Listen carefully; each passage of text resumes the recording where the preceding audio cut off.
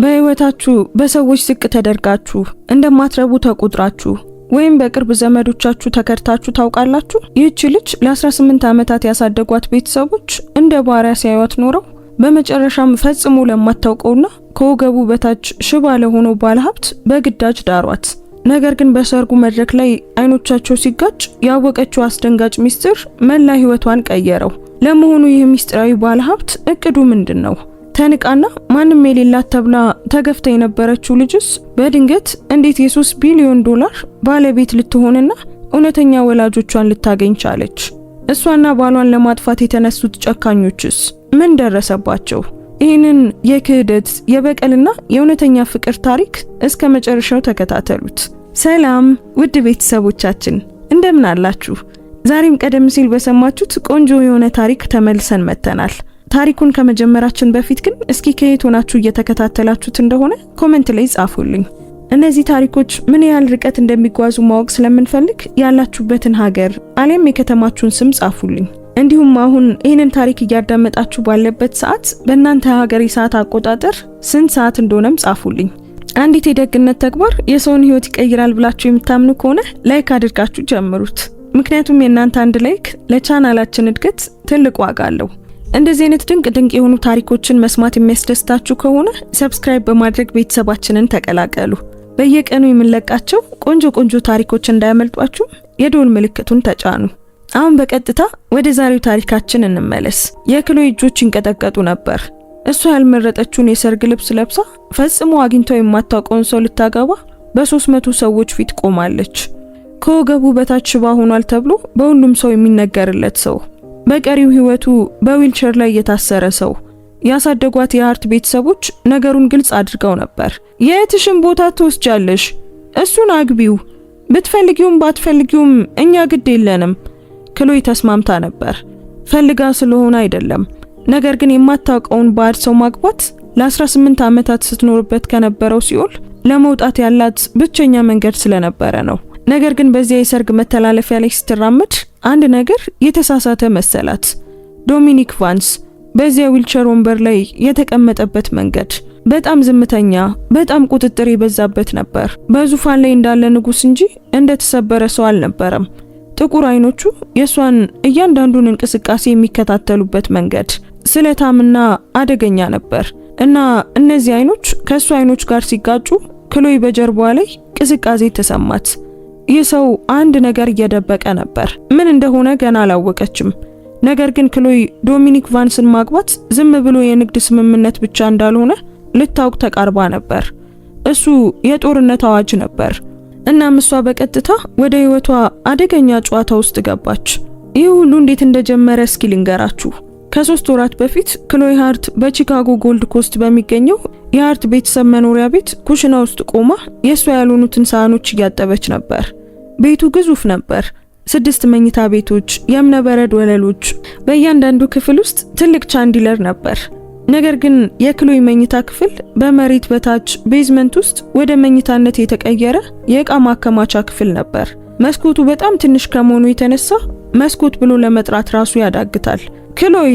የቢያትሪስ ሃርት ድምጽ ቤቱን እንደ ቢላዋ ሰነጠቀው። ቡናዬ የት አለ? ክሎይ እጆቿን አድርቃ የቡና ማሽኑን ያዘች። አስቀድማ ከ20 ደቂቃ በፊት አዘጋጅታው ነበር። እዚያው ጠረጴዛው ላይ ተቀምጦ ነበር። ነገር ግን ቢያትሪስ መጮህ ትወዳለች። ይህም ትልቅ እንድትመስል ያደርጋታል።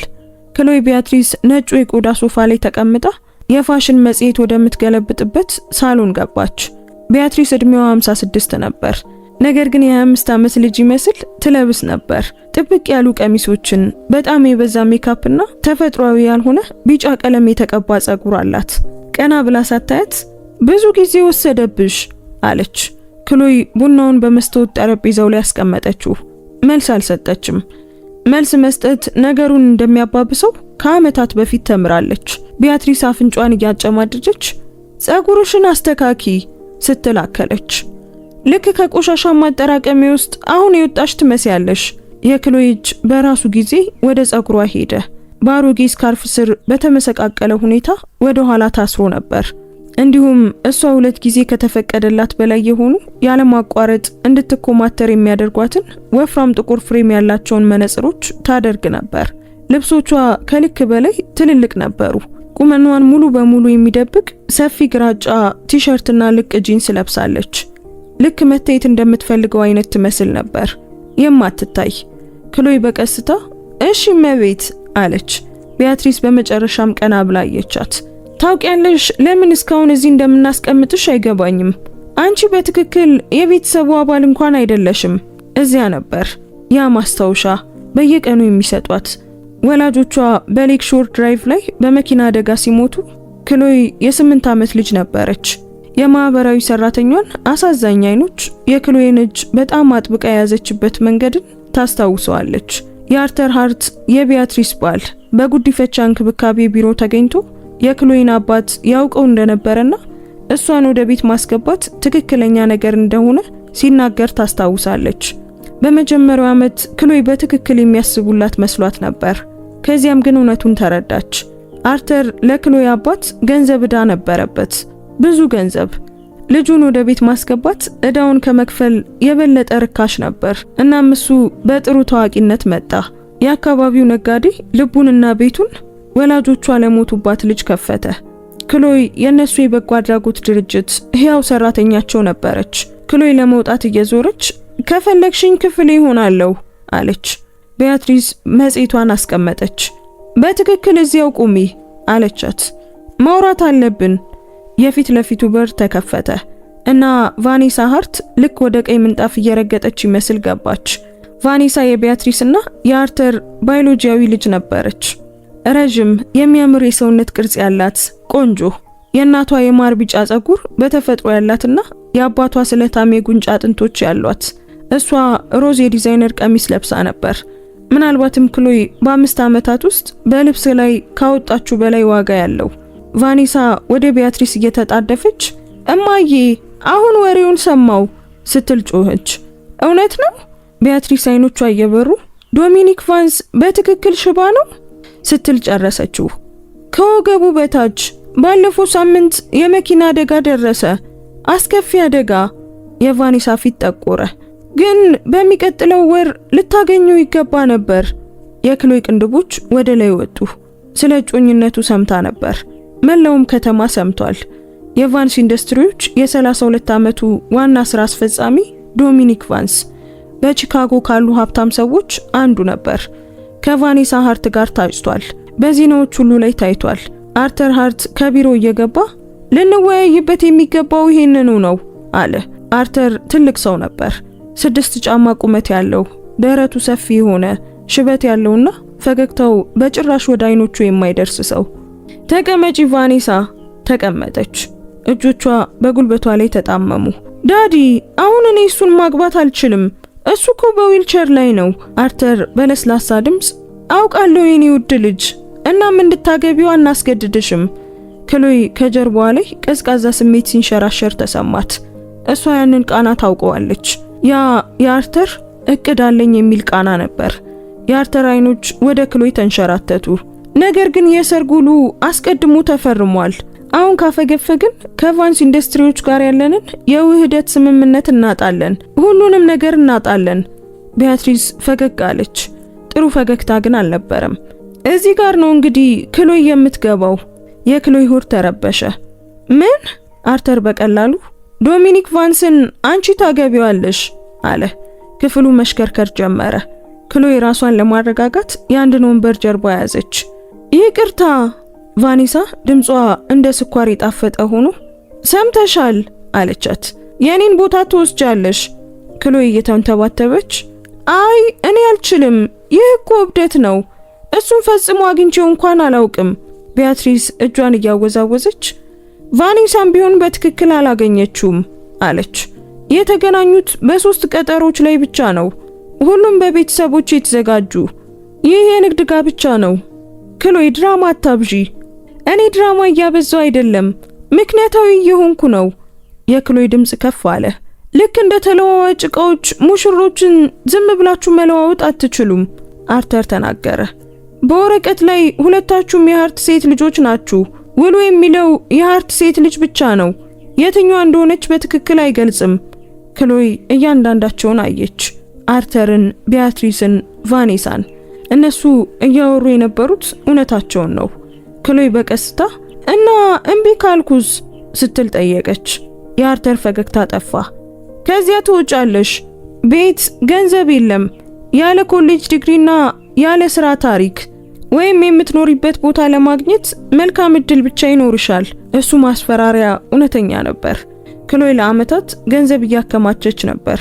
ለሸቀጣ ሸቀጥ ግዢ ከሚሰጧት አነስተኛ ብል እዚያም እዚህ ጥቂት ታስቀምጥ ነበር። በክፍሏ ውስጥ የተደበቀ ምናልባትም ወደ $800 ነበራት። ያ በቺካጎ ውስጥ የመጀመሪያውን ወር ኪራይ እንኳን አይሸፍንም።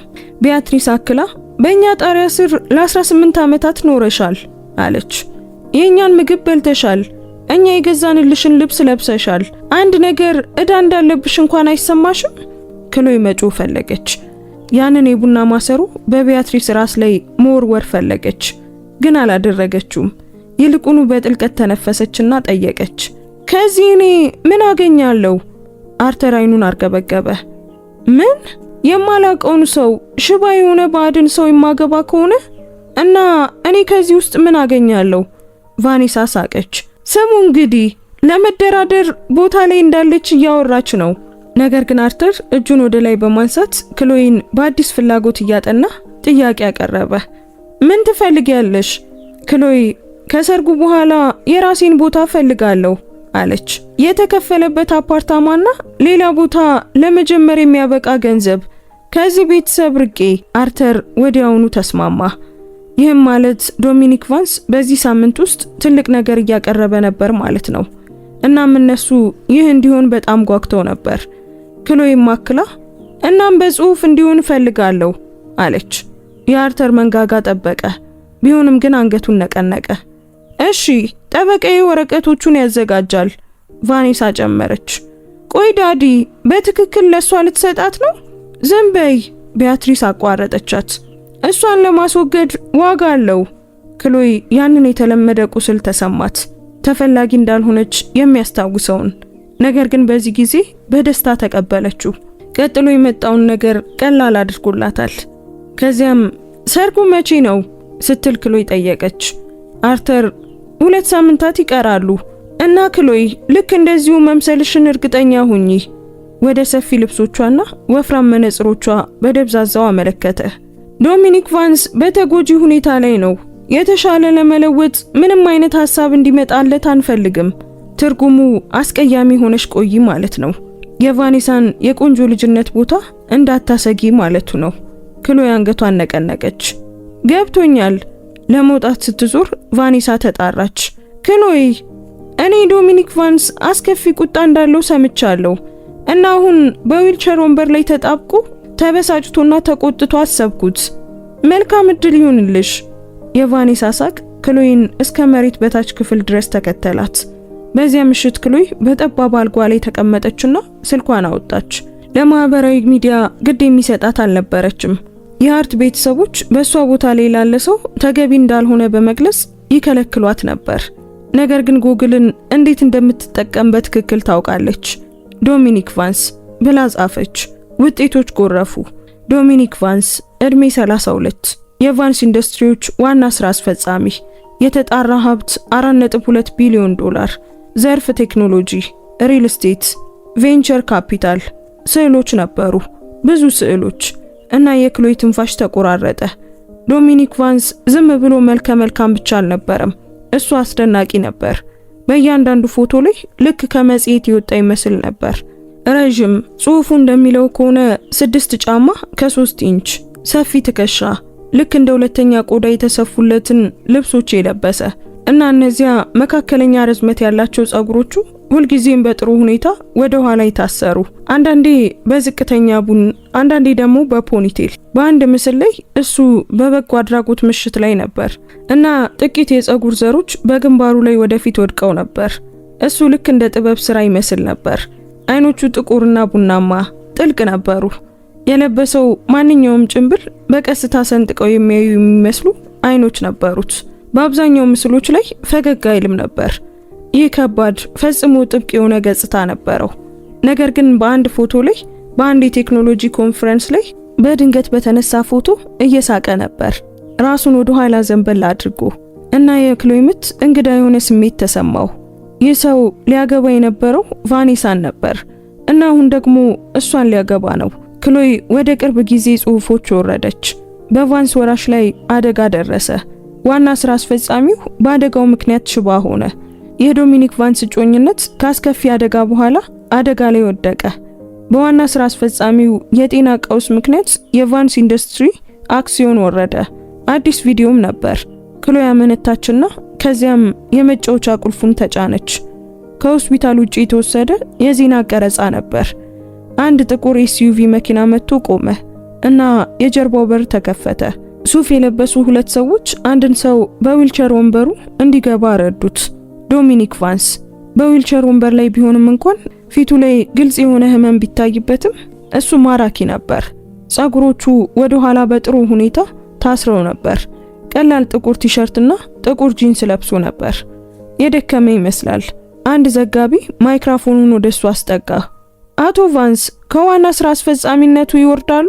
የዶሚኒክ አይኖች ወደ ዘጋቢው ተቆረጡ እና በስልኩ ስክሪን ውስጥ እንኳን ክሎይ በዚያ እይታ ውስጥ ያለው ቅዝቃዜ ተሰማት። አይ አልወርድም አለ ዶሚኒክ። ድምፁ ጥልቅ እና የተረጋጋ ነበር። ሰኞ ዕለት ወደ ቢሮ መለሳለሁ። ዶሚኒክ የዊልቸር ወንበሩን ወደ ሆስፒታሉ መግቢያ ለገፈው ለአንዱ ሰው አንገቱን ነቀነቀ።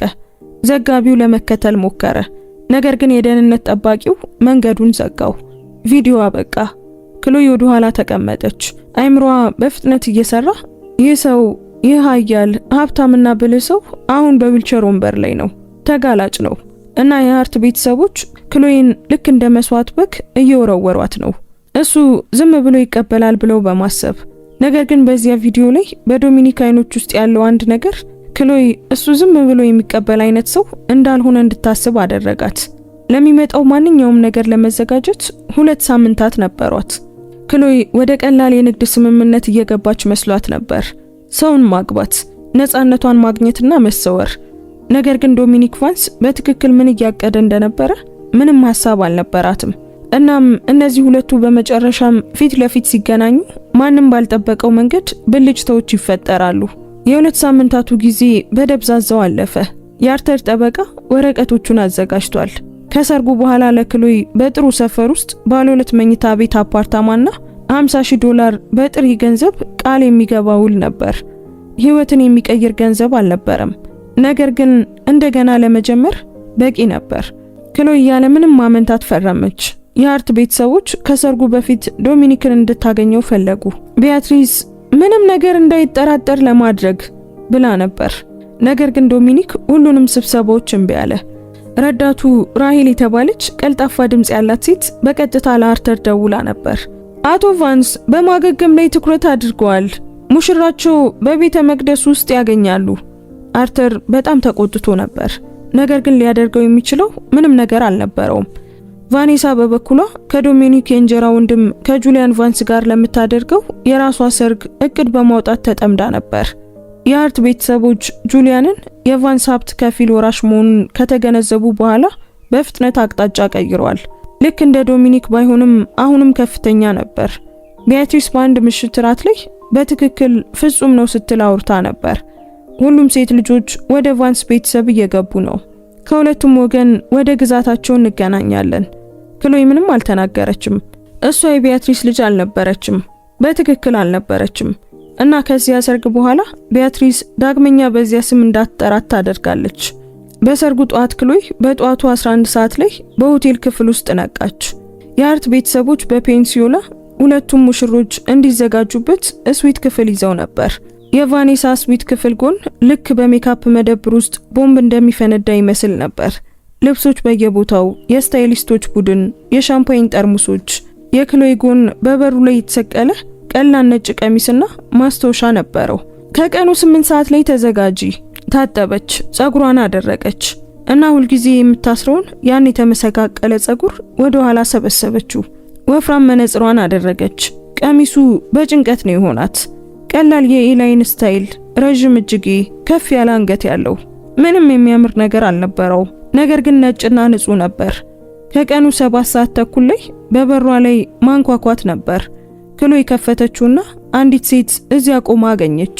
በአርባዎቹ አጋማሽ ላይ ያለች ጥቁር የሚያምር ግራጫ ሱፍ የለበሰች ደግ አይኖች ነበሯት። ሴትዮዋ ክሎይ ሃርት ስትል ጠየቀች።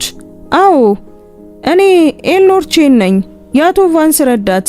እንድትዘጋጂ እንድረዳሽ እሳቸው ናቸው የላኩኝ። ክሎይ አይኖቿን አርገበገበች። እኔ ተዘጋጅቻለሁ። ኤልኖር የክሎይን ሰፊ ቀሚስ፣ የተመሳቃቀለ ጸጉሯን፣ ወፍራም መነጽሯን አየች። ገጽታዋ አልተቀየረም። ነገር ግን ክሎይ በአይኖቿ ውስጥ አንድ ነገር ሲበራ አየች። ሐዘኔታ፣ መረዳት። ኤልኖር በጥንቃቄ አቶ ቫንስ ስታይሊስት ልትፈልጊ ትችያለሽ ብሎ አስቦ ነበር አለች። አዘጋጅተዋል ክሎይ በፍጥነት አይ አመሰግናለሁ አለች። እኔ እንዲህ ደህና ነኝ። ኤልኖር ለረጅም ጊዜ አጠናቻት። ከዚያም አንገቷን ነቀነቀች። እሺ ገብቶኛል። መኪናው ከ15 ደቂቃ በኋላ እዚህ ይደርሳል። ኤልኖር ለመውጣት ስትዞር ክሎይ ተጣራች። ቆይ አንድ ነገር ልጠይቅሽ እችላለሁ? ኤልኖር ወደ ኋላ ዞረች። ትችያለሽ። እሱ ምን አይነት ሰው ነው? ዶሚኒክ ቫንስ በትክክል ምን አይነት ሰው ነው? የኤልኖር ፊት ለሰለሰ። እስካሁን ከሰራውባቸው ሰዎች ሁሉ በጣም ብልህ ሰው ነው።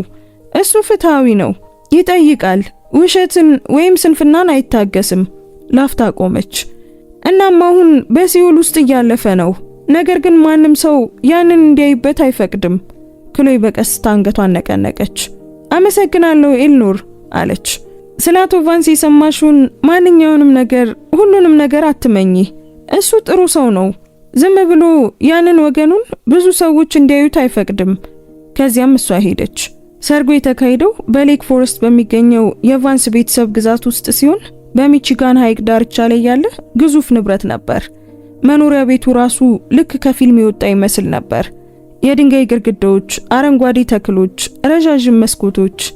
ክሎይ በጥቁር መኪና ብቻዋን ደረሰች።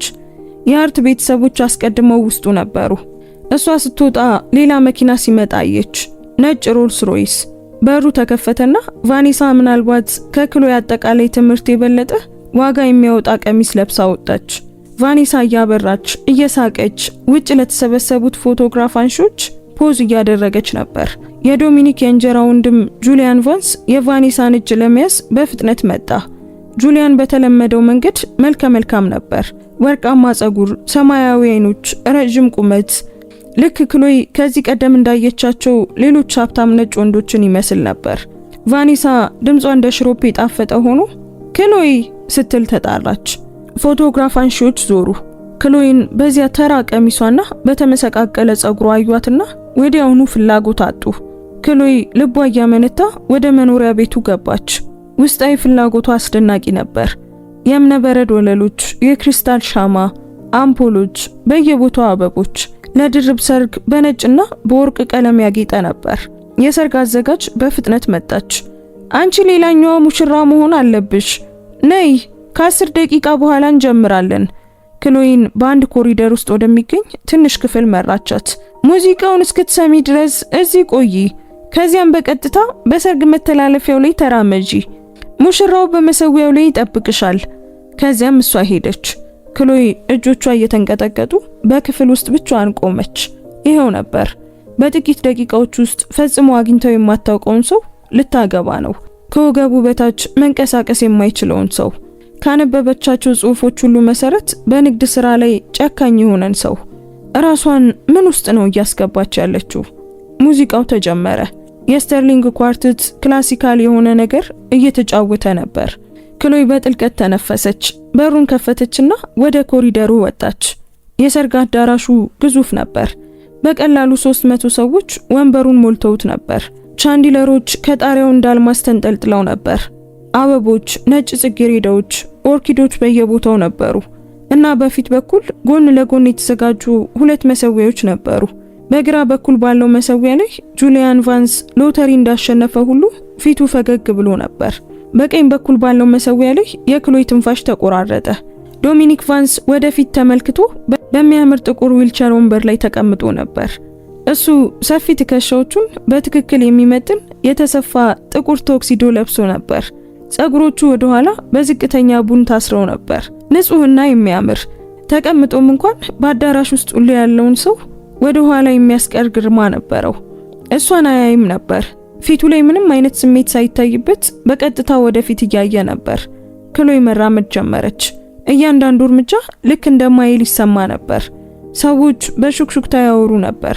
ልትሰማቸው ትችል ነበር። ያቺ የሃርት ልጅ ናት? የጉዲፈቻዋ በጣም ተራ ትመስላለች። ዶሚኒክ መጀመሪያ ሽባ ሆነ፣ አሁን ደግሞ ይሄንን ተመልከቱ፣ ምን አይነት ሴት እንደሚያገባ። ክሎይ አይኖቿን ወደፊት አደረገች። ከዚያ የባሰ ነገር ሰምታለች። መሰዊያው ላይ ደረሰች እና ዶሚኒክ እሷን ለማየት ራሱን አዞረ። እነዚያ ቡናማ አይኖች ከእሱ አይኖች ጋር ሲገናኙ ክሎይ በመብረቅ እንደተመታች ያህል ተሰማት። በአካል ሲታይ ይበልጥ አስደናቂ ነበር። ፊቱ በሙሉ ስለታማ ማዕዘኖች፣ ከፍተኛ የጉንጭ አጥንቶች፣ ጠንካራ መንጋጋ፣ በጠንካራ መስመር የተዘጋጁ ሙሉ ከንፈሮች ነበሩት። ጥቂት የፀጉር ዘሮቹ ከቡና አምልጠው በግንባሩ ላይ ወደፊት ወድቀው ነበር። ወደ ኋላ አልመለሳቸውም። እሱ ዝም ብሎ አያት። ክሎይም መልሳ አየችው። ለረጅም ጊዜ ሁለቱም አልተንቀሳቀሱም። ከዚያም የዶሚኒክ ከንፈሮች ወደ ትንሽ ፈገግታ ተጣመሙ። በጣም ትንሽ ከመሆኑ የተነሳ ክሎይ በቀጥታ እሱን ያየችው ባትሆን ኖሮ ያመልጣት ነበር። እሱ ክሎይ መሆን አለብሽ አላት በለስላሳ ድምጽ። ክሎይም መለሰች፣ አንተም ዶሚኒክ መሆን አለብህ። በመገረም ድምጿ በተረጋጋ ሁኔታ ወጣ። በትክክል። እጁን ዘረጋ። ክሎይ ወደ እጁ ቁልቁል አየች። ትልቅ ረጅም ጣቶች ያሉት በሚያስደንቅ ሁኔታ የሚያምር ነበር። እጇን በሱ እጅ ላይ ያደረገች። አያያዙ ሞቅ ያለ፣ ጠንካራ፣ ቁጥጥር የተደረገበት ነበር። ዶሚኒክ ወደ ፓስተሩ አንገቱን እየነቀነቀ እንጀምር ሲል ጠየቀ። ክሎይም ብንጀምር ይሻላል አለች። አስቀድመን እዚህ ተገኝተናል። ያ ትንሽ ፈገግታ እንደገና ብልጭ አለ። ተግባራዊ። ያንን ወድጄዋለሁ። ስነ ስርዓቱ ተጀመረ። እሱ የደበዘዘ ትዝታ ነበር። ፓስተሩ ስለ ፍቅር፣ ስለ ቁርጠኛነትና ስለ አጋርነት ተናገረ። ክሎይ አንዳቸውንም በደንብ አልሰማችም። ከጎኗ ስላለው ዶሚኒክ ፍጹም ዝም ብሎ ስለተቀመጠበት መንገድ፣ አይኖቹ አልፎ አልፎ እሷን እንደሚያጠናት ሁሉ ወደ እሷ ስለሚቆረጡበት መንገድ በጣም ታውቅ ነበር። በሌላኛው መሰዊያ ላይ ቫኒሳና ጁሊያን እየተሳሳቁ እርስ በርሳቸው በሹክሹክታ እያወሩ የደስተኛ ጥንዶችን ሚና ይጫወቱ ነበር። ዶሚኒክና ክሎይ በዝምታ ቆሙ። አንተ ዶሚኒክ ቫንስ ክሎይ ሃርትን በሕግ የተሳሰረች ሚስት እንድትሆን ትቀበላለህ? ዶሚኒክ እቀበላለሁ ሲል መለሰ። ምንም ማመንታት አልነበረም። አንቺስ ክሎይ ሃርት ዶሚኒክ ቫንስን በሕግ የተሳሰረ ባልሽ እንዲሆን ትቀበያለሽ? ክሎይ ዶሚኒክን አየችው። እሱም አያት። እየጠበቀ ነበር። ስለ መሬት በታች ክፍሉ አሰበች። አስቀያሚ፣ ተፈላጊ ያልሆነችበት ሸክም እያለች ስለተጠራችባቸው ዓመታት አሰበች። በመጨረሻም ነፃ የመሆን እድል። እቀበላለሁ ክሎይ መለሰች። እንግዲህ በተሰጠኝ ስልጣን መሰረት አሁን ባልና ሚስት መሆናችሁን አውጃለሁ። ሙሽሪትን መሳም ትችላለህ። የዶሚኒክ ቅንድብ በጥቂቱ ተነሳ። ልሳምሽ? ክሎይ ፈቃድ እየጠየቀ መሆኑን ለመረዳት 1 ሰከንድ ፈጀባት። ዶሚኒክ እጁን ዘርግቶ በአንድ እጁ የአንገቷን ጀርባ በቀስታ ደገፍ አድርጎ በጥቂቱ ወደ ታች ሳባት። መሳሳሙ ለስላሳና አጭር ነበር። ወደ ኋላ ሲያፈገፍግ ከንፈሮቹ ሞቅ ያሉ ነበሩ። አይኖቹ አሁንም በሷ ላይ ነበሩ፣ ሊነበቡ የማይችሉ። ሰላም ሚስቴ ሲል አጉረመረመ። ክሎይም መልሳ ሰላም ባሌ ስትል በሹክሹክታ መለሰች። በዙሪያቸው ጭብጨባ ተሰማ። ስነ ስርዓቱ አበቃ። ክሎይና ዶሚኒክ ተጋቡ። የሰርግ ግብዣው በዚያው የአዳራሽ ክፍል ውስጥ ነበር። ጠረጴዛዎች በየቦታው አሉ። የሙዚቃ ባንድ እየተጫወተ ሻምፓኝ እየፈሰሰ ነበር። ክሎይ ከዶሚኒክ አጠገብ በዋናው ጠረጴዛ ላይ ተቀመጠች። የሱ ዊልቸር ወንበር በጠረጴዛው ራስ ላይ ተቀምጦ ነበር እና ክሎይ ከሱ በስተቀኝ ባለው ወንበር ላይ ተቀመጠች። ሰዎች እንኳን ደስ አላችሁ ሊሏቸው መምጣታቸውን ቀጠሉ። የንግድ አጋሮች፣ የቤተሰብ ጓደኞች፣ ክሎይ ስማቸውን ወዲያውኑ የረሳቻቸው ሰዎች፣ ሁሉም ለዶሚኒክ ጨዋዎች ነበሩ። አልፎ ተርፎም አዛኝ ነበሩ። ነገር ግን ለክሎይ የሰጧት እይታዎች ከግራ መጋባት እስከ ማዘን እስከ ቀጥተኛ ንቀት የሚደርሱ ነበሩ። አንዲት በእድሜ የገፉ በአልማዝ የተንቆጠቆጡ ሴት በትክክል ዶሚኒክ ለማኝ መራጭ ሊሆን አይችልም ብዬ አስባለሁ አይደል እንዴ ብለው እየሳቁ ሄዱ። የክሎይ ፊት በንዴት ተቃጠለ። ነገር ግን የዶሚኒክ እጅ በድንገት በጠረጴዛው ላይ የሷን እጅ ሸፈነ። አያያዙ ጠንካራ ነበር። እሷን ሳይመለከት በቀስታ ትኩረት አትስጫቸው እሺ አላት። እሱ አሁንም ለተጋባዦቹ ፈገግ ይላል። ደግ ሙሽራ ሆኖ እየተጫወተ ነበር። ክሎይ ለምጄዋለሁ ግን አንዳንዴ አለች። ያ ግን ተቀባይነት ያለው አያደርገውም። ክሎይ ምላሽ ከመስጠቷ በፊት አንድ ሰው ወደ ጠረጴዛው ቀረበ። እሱ ረጅም ሰፊ ትከሻ ያለው ጥቁር ሰው ምናልባትም በ60ዎቹ አጋማሽ ላይ ያለ ነበር። በአጭሩ የተቆረጠ ሽበት ጸጉርና የዶሚኒክን በጣም የሚመስሉ ስለታም አይኖች ነበሩት። ዶሚኒክ ድምፁን በጥንቃቄ መካከለኛ አድርጎ አባዬ አለ። ሰውየው ቢሾፕ ቫንስ ልጄ በማለት አንገታቸውን ነቀነቁ።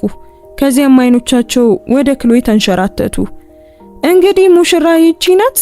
ዶሚኒክ ክሎይ ይህ አባቴ ቢሾፕ ቫንስ ነው አላት። አባዬ ይህች ሚስቴ ክሎይ ናት። ቢሾፕ ለረጅም ጊዜ አጠኗት። ክሎይ በኤክስሬ ማሽን እየተመረመረች እንደሆነ ያህል ተሰማት። ቢሾፕ በመጨረሻም ግን እሷ የጠበቅኳትን አይነት አይደለችም አሉ።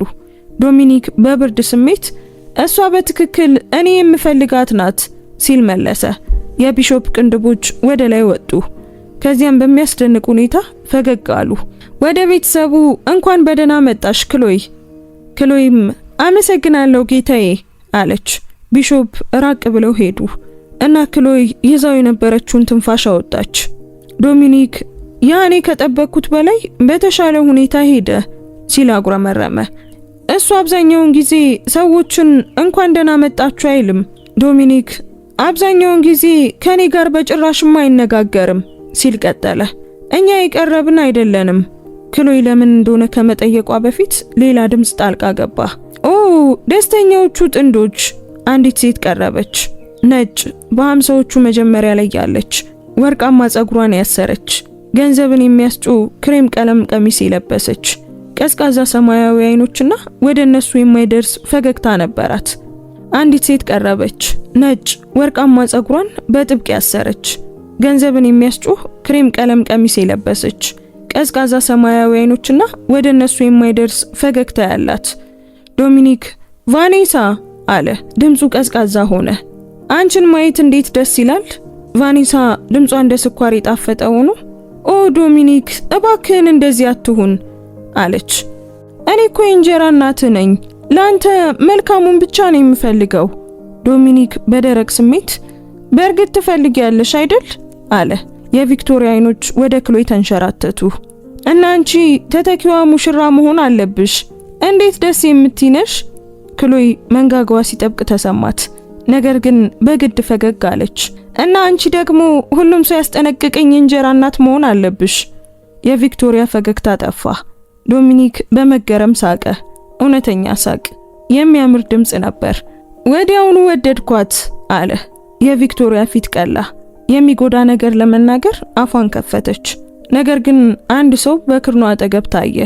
ረጅም ወርቃማ ጸጉር ያለው በ30ዎቹ አጋማሽ ላይ ያለ ጁሊያን ቫንስ፣ የዶሚኒክ የእንጀራ ወንድም። ጁሊያን የቪክቶሪያን እጅ እየሳበ እናቴ ነይ፣ ቫኔሳ እየፈለገችሽ ነው። ቪክቶሪያ ሌላ መርዛማ እይታ ወደ ክሎይ ወረወረች። ከዚያም እንድትመራ ፈቀደች። ዶሚኒክ ስለሷ ይቅርታ አለ። ቪክቶሪያ እንደ ባብ አይነት ሙቀት ያላት ሰው ናት። ክሎይ እሺ ይዤዋለሁ አለች። ልትጠነቀቅላቸው የሚገቡ ሌሎች የቤተሰብ አባላት አሉ እንዴ? ጁሊያን ብቻ ነው። እሱ ጉዳት የሌለው ነው፣ ግን አቅም የሌለው። ከኔ ይልቅ እሱ የቫንስ ኢንዱስትሪዎችን ማስተዳደር እንዳለበት ያስባል። ዶሚኒክ ጥቂት ውሃ ጠጣ። ግን እሱ ተሳስቷል። በእነዚያ ቃላት ውስጥ ጥንካሬ ነበር። ክሎይ ዶሚኒክ ቫንስ በዊልቸርም ላይ ሆነ ያለ ዊልቸር በቀላሉ የሚገመት ሰው እንዳልሆነ መገንዘብ ጀምራ ነበር። ግብዣው ቀጠለ። እራት ቀረበ። ክሎይ በጭንቅ የቀመሰችው የሆነ የሚያምር የዶሮ ምግብ በሹክሹክታዎች በእይታዎቿ ላይ በጣም ንቁ ነበረች እና ከሷ አጠገብ ስላለው ዶሚኒክ የተረጋጋ ቁጥጥር ያለው ሁሉንም ነገር በእነዚያ ስለታም አይኖች ስለሚከታተለው ሰው በጣም ንቁ ነበረች። በመጨረሻም ንግግሮች ተጀመሩ። ጁሊያን መጀመሪያ ቆመ። የሻምፓኝ ብርጭቆ በእጁ ያዘ።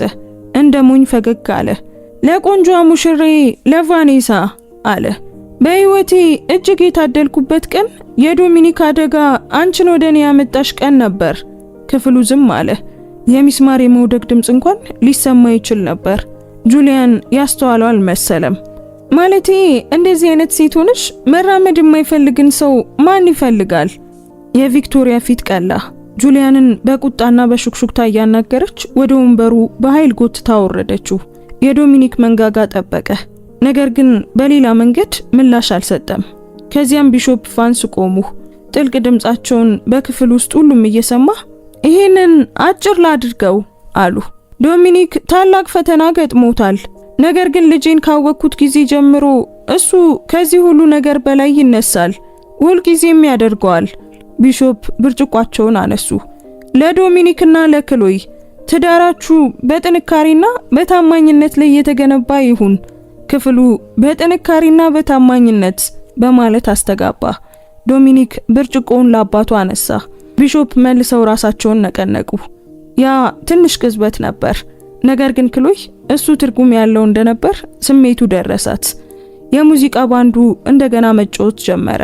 ጁሊያን ወዲያውኑ ቫኔሳን ወደ ዳንስ ወለሉ ጎተታት። በሚያስደንቅ ሁኔታ አዞራት። ዶሚኒክ ወደ ክሎይ ዞረ።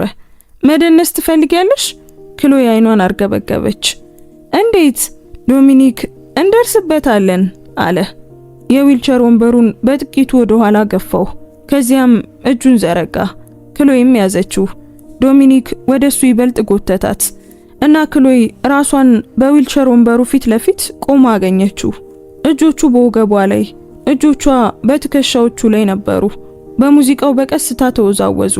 እሱ በትክክል መደነስ አልነበረም፣ ነገር ግን አንድ ነገር ነበር። ዶሚኒክ በቀስታ ጥሩ እየሰራሽ ነው አለ። ይህ ቀላል እንዳልሆነ አውቃለሁ፣ አንተም ራስህ በጣም ጥሩ እየሰራህ ነው ስትል መለሰች። ካለው ሁኔታ አንጻር በዊልቸር ላይ መሆኔን እና ላለፉት 3 ሰዓታት ያወቅኳትን ሴት ማግባቴን ካለው ሁኔታ አንጻር አዎ ጥሩ ነው። የዶሚኒክ ከንፈሮች ተኮማተሩ። እኔ ከዚህ ባሰ አሳልፌያለሁ። ከተገደደ ጋብቻ ይባሰ፣ በጣም ይባሰ። ለጥቂት ጊዜ በዝምታ ተወዛወዙ። ከዚያም ዶሚኒክ አንድ ነገር ልጠይቅሽ እችላለሁ አላት። ትችላለህ። በዚህ ነገር ግን ተስማምተሻል? የአርት ቤተሰቦች ግልጽ በሆነ ሁኔታ ላንቺ ግድ የላቸውም። እናም እምቢ ማለት ትቺ ነበር። ክሎይ አይኖቹን አገኘች። እኔም አንተን ያንኑ ነገር ልጠይቅህ እችላለሁ። ሰርጉን መሰረዝ ትችል ነበር። ለምን መጀመሪያ አልጠየቅም? ክሎይ ተነፈሰች። የተስማማሁት መውጣት ስለፈለግኩ ነው። የአርት ቤተሰቦች በዚህ ከቀጠልኩ አፓርታማና ገንዘብ ቃል ገብተውልኛል። እሱ ደግሞ የነጻነት ትኬት ነው። ዶሚኒክ በቀስታ አንገቱን ነቀነቀ። ታማኝነት ያንን ያደንቃል። አሁን ያንተ ተራ ነው። ለምን በዚህ ቀጠልክ? ዶሚኒክ በቀላሉ ምክንያቱም ሚስት ስለምፈልግ ነው አላት። እና አንቺ ያልተወሳሰብሽ መስለሽ ታየሽኝ። ለገንዘቤ ብለሽ እዚህ አልመጣሽም። ለአርት ቤተሰቦች ገንዘብ ብለሽ ነው የመጣሽው። ለኔ ለክብሬ አልመጣሽም። ከነሱ ለማምለጥ እዚህ ተገኝተሻል። ያ ደግሞ አንቺን በዚህ ክፍል ውስጥ እጅግ እምነት የሚጣልባት ሰው ያደርግሻል። ክሎይ ልትቀየም ወይም ደግሞ ልታመሰግን እንደሚገባ አላወቀችም። ይህ ሚስት ለመምረጥ በጣም የሚያስቆጨው መንገድ ነው አለች። ዘፈኗ በቃ። ዶሚኒክ ወገቧን ለቀቀ እና ክሎይ ወደ ኋላ ተራመደች። ዶሚኒክ ምናልባትም በቅርቡ መሄድ አለብን አለ። ሰዎች ወደምንሄድበት ይጠብቁናል። የሰርግ ስዊት። የክሎይ አይኖች ሰፉ። ኦ ልክ ነህ። የዶሚኒክ ገጽታ አልተቀየረም፣ ነገር ግን በአይኖቹ ውስጥ መዝናናትን አየች። አትጨነቂ፣ እኔ ዛሬ ምንም ነገር አልጠብቅም። የተለዩ ክፍሎች ተዘጋጅቷል። እፎይታ በውስጧ ተሞላ። እሺ ጥሩ ነው። ዶሚኒክ አንድ ቅንድቡን ወደ ላይ በማንሳት አያት እና ያ ፈገግታ እንደገና ታየ። ስለዚህ ክሎይ ይህን አጠቃላይ ነገር የተረዳችው መሰላት። ሰውን ማግባት፣ ገንዘቧን ማግኘት፣ የተለየ ህይወት መኖር ቀላል አይደል? ግን ተሳስታለች። ምክንያቱም ዶሚኒክ ቫንስ ይህን አጠቃላይ ዝግጅት ሙሉ በሙሉ ሊያገለባብጠው ነው እና ክሎይ ይህን ያለ አጠቃላይ ጊዜ በትክክል ምን እያቀደ እንደነበር ስታውቅ መላው ዓለሟ ሊፈነዳ ነው። ከ20 ደቂቃ በኋላ ክሎይና ዶሚኒክ በጥቁር ኤስዩቪ መኪና ውስጥ ነበሩ። በቺካጎ መሃል ወደሚገኘው የቫንስ ፔንታውስ እያመሩ። ሹፌሩ ጥቁር ሱፍ የለበሰ ዝምተኛ ሰው ነበር። ዶሚኒክ በመኪና ውስጥ በጠበቀው ዊልቸር ላይ ተቀምጦ ነበር። ክሎይ ከሱ በተቃራኒ ባለው ወንበር ላይ ተቀመጠች። ዝምታውን ለመስበር እንዲህ አለች፣ አሁን ምን ይሆናል? ዶሚኒክም አሁን ወደ ቤት እንሄዳለን። የራስሽ ቦታ ይኖርሻል። አስፈላጊ በሚሆንበት ጊዜ በህዝብ ፊት አብረን እንታያለን። ከዛ ውጪ ግን የራሳችንን ህይወት እንኖራለን። በቃ ያ ብቻ ነው። በጣም ቀላል መስሎ ታያት። ክሎይ ቀላል ነገሮችን አታምንም። እና አፓርታማውንና ገንዘቡን መቼ ነው የማገኘው ስትል ጠየቀች። ዶሚኒክም በፈለግሽው ጊዜ ማግኘት ትችያለሽ። እኔኮ በምርኮኝነት አልያዝኩሽም። ይሄ የቤተሰቦችሽ ገንዘብ ነው። ምንም እንኳን ቤተሰብ ማለት ቢከብድም። ክሎይ አጠናችሁ። በትክክል በዚህ ነገር ግን ደስተኛ ነህ? ዶሚኒክ መልሶ እሷን ጠየቃት። በትክክል መራመድ በማይችል ባል ደስተኛ ነሽ? ተመጣጣኝ ነው። ለጥቂት ደቂቃዎች በዝምታ ተጓዙ። ከዚያም ዶሚኒክ አንድ ነገር እንድታደርጊልኝ ልጠይቅሽ። ምንድነው? መነጽሩን አውልቂው ባክሽ። የክሎይ እጅ ወዲያውኑ ወደ ፍሬሟ ሄደ። ለምን ግን? ምክንያቱም እነሱ ሐሰተኛ ናቸው አለ። በግብዣው ላይ ስትሆኚ ይከታተልሽ ነበር። ከጠረጴዛው ማዶ ያሉትን የቦታ ካርዶች እያነበብሽ ነበር። እነዚህ መነጽሮች ዝም ብለው መጠቀሚያ ናቸው። የክሎይ ልብ በፍጥነት መምታት ጀመረ። ዶሚኒክ ድምፁ ለስላሳ ሆኖ እየተደበቅሽ ብቻ ነው ሲል ቀጠለ። ለምን እንደሆነ አላውቅም፣ ነገር ግን መደበቅ የለብሽም፣ በተለይ ከኔ ጋር። ክሎይ እጇን ዘርግታ መነጽሩን አወለቀችው። የዶሚኒክ አይኖች በጥቂቱ ሰፉ። ያለ ወፍራም ፍሬሞች የክሎይ ፊት ሙሉ በሙሉ የተለየ ነበር። አይኖቿ ትላልቅ የአልሞንድ ቅርጽ ያላቸው ሞቅ ያሉና ቡናማ ቀለም ያላቸው ነበሩ። የጉንጭ አጥንቶቿ ከፍ ያሉና ስለታም ነበሩ። ከንፈሮቿ ሙሉ ነበሩ። ዶሚኒክ በቀስታ ኦ በጣም ታምሪያለሽ አለ። ክሎይ ምቾት ሳይሰማት ወደ ሌላ አቅጣጫ አየች። እባክህ አታድርገው። ምኑን? ክሎይ ካሰበችው በላይ ድምጿ ጠንከር ብሎ እውነቱን ተናገር፣ እንደምታስብ አስመስለ ያንን ነገር አታድርግ አለች። እኛ ለንግድ ምክንያቶች የተጋባን ባዕድ ነን። ሌላ ነገር እንደሆነ አናስመስል። ዶሚኒክ ለረጅም ጊዜ ዝም አለ። ከዚያም በጣም ትክክል አለ። የቀረው የጉዞ መስመር ዝምታ ነበር። የቫንስ ፔንታውስ በሚቺጋን ሐይቅ ላይ ወደሚመለከተው ህንጻ የላይኛው ፎቅ ላይ ነበር። አሳንሱሩ በቀጥታ ወደ አፓርታማው ተከፈተ። እሱ አስደናቂ ነበር። ከወለል እስከ ጣሪያ መስኮቶች፣ ዘመናዊ የቤት ዕቃዎች፣ ልክ ከመጽሔት ላይ የወጣ የሚመስል ኩሽና፣ ሁሉም ነገር በጥቁር በነጭና በግራጫ ጥላዎች የተሞላ ነበር። ዶሚኒክ ወደ ግራ አንገቱ እየነቀነቀ ክፍልሽ በዚያ ኮሪደር በኩል ነው፣ ሁለተኛው በር። ዕቃዎችሽ አስቀድሞ ደርሰዋል። ዕቃ? የምን ዕቃዎች? እኔ እኮ ምንም አልነበረኝም። ዶሚኒክ ኤሎር አንዳንድ መሰረታዊ ነገሮችን እንድትወስድ አድርጌያለሁ አለ። ልብሶች እና ልትፈልጊያቸው የምትችያቸው ማንኛውም ነገሮች። የጎደለ ነገር ካለ ለሷ አሳውቂያት። ክሎይ ምን እንደምትል አላወቀችም። አመሰግናለሁ። ዶሚኒክ ራሱን ወደ ሌላኛው ኮሪደር አሽከረከረ። የምትፈልጊው ነገር ካለ ቢሮ ይሆናለሁ፣ አለበለዚያ ግን ደህና ደሪ ክሎይ። ደህና ደር ዶሚኒክ። እሱ በኮሪደሩ በኩል ጠፋ። ክሎይ በግዙፉ ሳሎን ውስጥ ብቻዋን ቆመች። ልቧ በኃይል ይመታል። ወደ ክፍሏ ሄዳ በሩን ከፈተችው። ትልቅ ነበር። የኪንግ ሳይዝ አልጋ፣ የመቀመጫ ቦታ፣ የተያያዘ መታጠቢያ ቤት እና በአልጋው ላይ የገበያ ቦርሳዎች ነበሩ። በቀላሉ ደርዘን የሚሆኑ የዲዛይነር መለያዎች። ክሎይ አንዱን ከፍታ ለስላሳ የካሽሚር ስዌተር አወጣች። ከዚያም ሌላ ቦርሳ፣ በትክክል የሚስማሟት የሚመስሉ ጂንሶች፣ ሌላ ቀላል ቦርሳ፣ ጥቁር ቀሚስ። ሁሉም ነገር የሷ መጠን ነበር፣ ነገር ግን የሚያምርና የማይጋነን ነበር። ዶሚኒክ ይህንን ሁሉ አድርጓል፣ ወይም ረዳቱ አድርጓለች። በየትኛውም መንገድ አንድ ሰው ምን ሊያስፈልጋት እንደሚችል አስቦ ነበር። ክሎይ ባልጋው ላይ ተቀመጠች። ስዌተሩ አሁንም በእጆቿ ውስጥ ነበር እና ከዓመታት በኋላ ለመጀመሪያ ጊዜ አለቀሰች። የሐዘን እንባ ግን አልነበረም፣ የደስታም እንባ አልነበረም። ዝም ብሎ የሆነን በውስጥ ይዞ የነበረን ነገር መልቀቅ ነበር። አሁን እሷ ወጥታለች፣ ነፃ ሆናለች እና ባሏ በዊልቸር ወንበር ላይ ያለ ሰው ከጥቂት ደቂቃዎች በፊት ቆንጆ ብሎ ጠርቷታል እና ልብሶችን ገዝቶላታል። በምላሹ ደግሞ ምንም ያልጠየቃት ሰው ነው። ራሷን ምን አይነት ነገር ውስጥ እንዳስገባች ግራ ገባት። በማግስቱ ጧት ክሎይ ከወለል እስከ ጣሪያ ባሉት መስኮቶች ውስጥ በሚፈሰው የፀሐይ ብርሃን ነቃች። ለአፍታ ያህል የት እንዳለች አላወቀችም ነበር። ከዚያም አስታወሰች።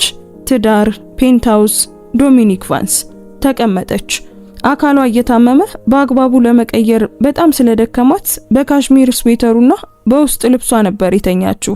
በበሩ ላይ ማንኳኳት ነበር። ክሎይ ተጣራ። የዶሚኒክ ድምጽ ነበር። ቁርስ ዝግጁ ነው። ክሎይ ካልጋዋ ወጣች። የትላንትናውን ጂንስ ለበሰችና በሩን ከፈተች። ዶሚኒክ አሁንም በዊልቸር ወንበሩ ላይ በኮሪደር ውስጥ ነበር።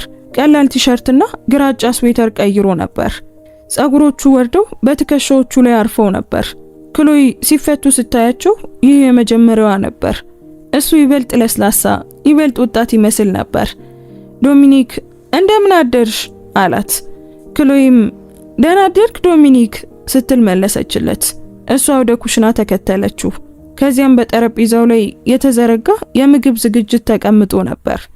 እንቁላል፣ ፍራፍሬ፣ ቶስት፣ ቡና።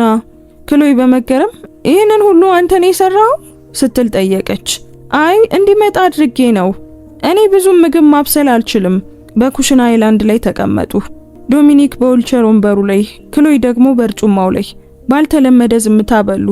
በመጨረሻም ዶሚኒክ ይህ እንዴት እንደሚሰራ ማውራት አለብን አለ። እሺ ዶሚኒክ፣ በህዝብ ፊት እኛ ባልና ሚስት ነን። የተለያዩ ኢቨንቶች ላይ አብረን እንገኛለን። ተጫዋችና የምንዋደድ ነን። የተባበረ ግንባርን እናሳያለን። ግን በግላችን እኛ የንግድ አጋር ብቻ ነን። አንቺ የራስሽ ህይወት አለሽ፣ እኔም የራሴ ህይወት አለኝ። ምንም አንዳችን ለአንዳችን ማድረግ የሚጠበቅብን ነገር የለም። ከህዝብ እይታዎች ውጪ ምንም ግዴታዎች የሉብንም። በትክክል ይህ ክሎይ የምትፈልገው ነገር ነበር። ታዲያ ግን ለምን ተስፋ አስቆራጭ ስሜት ተሰማት? ጥሩ ይመስላል አለች። ዶሚኒክ ለራሱ ተጨማሪ ቡና ቀዳ። አርብ ምሽት የኩባንያ ኢቨንት አለ። አብረሽኝ እንድትገኝ ይፈልጋለሁ። ምን አይነት ኢቨንት ነው? የባለ አክሲዮኖች ራት። አሰልቺ ነው ግን አስፈላጊ ነው። ዶሚኒክ ወደሷ ተመለከተ። የምትለብሽውን ነገር ለመምረጥ ኤልኖር ልትረዳሽ ትችላለች። ክሎይ ራሴ መልበስ እችላለሁ አለች። ክሎይ ሳህኗን ወደ ማጠቢያው በመውሰድ ቆመች። ዝግጁ ሆናለሁ ለአርብ። ከዚያም መውጣት ጀመረች። ነገር ግን የዶሚኒክ ድምጽ አስቆማት። ክሎይ ዞረች። ዶሚኒክ በእነዚያ ጥልቅ ጥቁር አይኖቹ እያያት ነበር። ትላንትና ያልኩትን ነገር ለማለት ፈልጌ ነው። እሺ እዚህ መደበቅ የለብሽም። ፊትሽን ሳይሆን ራስሽን። ይሄ አሁን ቤትሽ ነው። የክሎይ ጉሮሮ ጠበቀ። ለምን ያህል ጊዜ? አንቺ እስከፈለግሽ ድረስ። ለመናገር ራሷን ሳታምን አንገቷን ነቀነቀችና ወደ ክፍሏ ተመለሰች። የቀረው የሳምንቱ ክፍል በአንድ እንግዳ ሪትም አለፈ። ዶሚኒክ ከቤት ሆኖ ይሰራ ነበር። በፔንታውስ ውስጥ ሙሉ የቢሮ ዝግጅት ነበረው። ክሎይ በስልክ ጥሪዎች ላይ ሲነጋገር ትሰማው ነበር። ድምፁ ስለታምና አዛዥ ነበር። የዶሚኒክ ቫንስ ዋና ስራ አስፈጻሚው ነበር እና እሱ ጥብቅ ነበር። ነገር ግን በምሽት እሱ ይበልጥ ጸጥተኛ ነበር። እራት አብረው ይበሉ ነበር። ሁልጊዜም የመጣ ምግብ። አስፈላጊ ስላልሆነ ነገር ያወራሉ። ስለ አየር ሁኔታ፣ ስለ ዜና፣ ማንኛውም ግላዊ ነገርን በጥንቃቄ ያስወግዱ ነበር። እንግዳ ነበር ግን መጥፎ አልነበረም። አርብ በፍጥነት መጣ። ክሎይ ከሰዓቱን ለመዘጋጀት አሳለፈች። ኤልኖር ከገዛቻቸው ልብሶች መካከል ቀላል ጥቁር ቀሚስ መርጣ ነበር። እስከ ጉልበት የሚደርስ ረጅም እጅጌ ያለው የሚያምር ግን ያልተጋነነ። ለውጥ ለማድረግ ጸጉሯን ፈታው ነበር። ተፈጥሯዊ ቀላል ሜካፕ አደረገች። መነጽር የለም። እሷ ከቀኑ 12 ሰዓት ላይ ወደ ሳሎን ስትገባ ዶሚኒክ በበሩ አጠገብ ይጠብቅ ነበር። የዊልቸር ወንበሩን ይበልጥ ወደሚያምር ይበልጥ መደበኛ ወደ ሆነ ጥቁር ካርቦን ፋይበር ፈጽሞ በማይታይ ወንበር ቀይሮት ነበር። የተሰፋ የባህር ኃይል ኔቪ ሱፍ ለብሶ ነበር። ጸጉሮቹ ወደ ኋላ በጥሩ ዝቅተኛ ቡን ታስረው ነበር። እሷን ሲያይ ሙሉ በሙሉ ዝም አለ። ክሎይ በድንገት ራሷን እየተጠራጠረች ይህ ጥሩ ነው ስትል ጠየቀች። ዶሚኒክ ድምፁ ጎርንኖ በጣም ታምሪያለሽ አላት። አመሰግናለሁ። ከምሬ ነው ክሎይ፣ በጣም አምሮብሻል። አይኖቹ በሷ ላይ ተጓዙ። በአስፈሪ መንገድ ሳይሆን ልክ ለመጀመሪያ ጊዜ እንደሚያየት ነበር። የክሎይ ፊት ሞቀ። ይሄንን ማድረግ የለብህም። ዶሚኒክ ጣልቃ ገባ። ማድረግ እንደሌለብኝ ያውቃለሁ፣ ግን ስለፈለግኩ ነው። ማድነቅ ፈልጌ ነው። አይኖቻቸው ተገናኙ። በመካከላቸው ባለው አየር ላይ አንድ ነገር ተቀየረ። ክሎይ ስም ልትሰጠው የማትችለው አንድ ነገር። በቀስታ መሄድ አለብን አለች። ዶሚኒክም ተስማማ። አዎ መሄድ አለብን። ነገር ግን ሁለቱም አልተንቀሳቀሱም። በመጨረሻም ዶሚኒክ ጉሮሮን አጽድቶ ወደ ሊፍቱ ራሱን አሽከረከረ። ነይ እንሂድና ለቺካጎ ምን እያመለጣቸው እንደሆነ እናሳያቸው። የባለ አክሲዮኖች ራት በፎር ሲዝን ነበር። አዳራሹ በሀብታም በሀያላን ሰዎች፣ በነጋዴዎች፣ በባለ ሀብቶችና በቴክኖሎጂ ባለ ሀብቶች የተሞላ ነበር እና ክሎይና ዶሚኒክ ሲገቡ እያንዳንዳቸው አዩአቸው። ዶሚኒክ ራሱን በቀስታ አሽከርክሮ ገባ። ክሎይ በሷ አጠገብ እየተራመደች የብዙ መቶዎች አይኖች ክብደትን ልትሰማው ትችል ነበር። ያ ዶሚኒክ ቫንስ ነው? እሱ በትክክል መጣ። ቆይ ከሱ ጋር ያለችው ሴት ማን ናት? ሚስቱ ናት። እሷ ምንም ከሰርጉ ምስሎች ጋር አትመሳሰልም። ክሎይ ራሷን ከፍ አድርጋ ፊቷን መካከለኛ አድርጋ ቆየች። የዶሚኒክ እጅ በድንገት ተዘርግቶ የሷን እጅ ያዘ። በቀስታ ጨመቅ አደረገው። ትኩረት አትስጫቸው እሺ ሲል አጉረመረመ።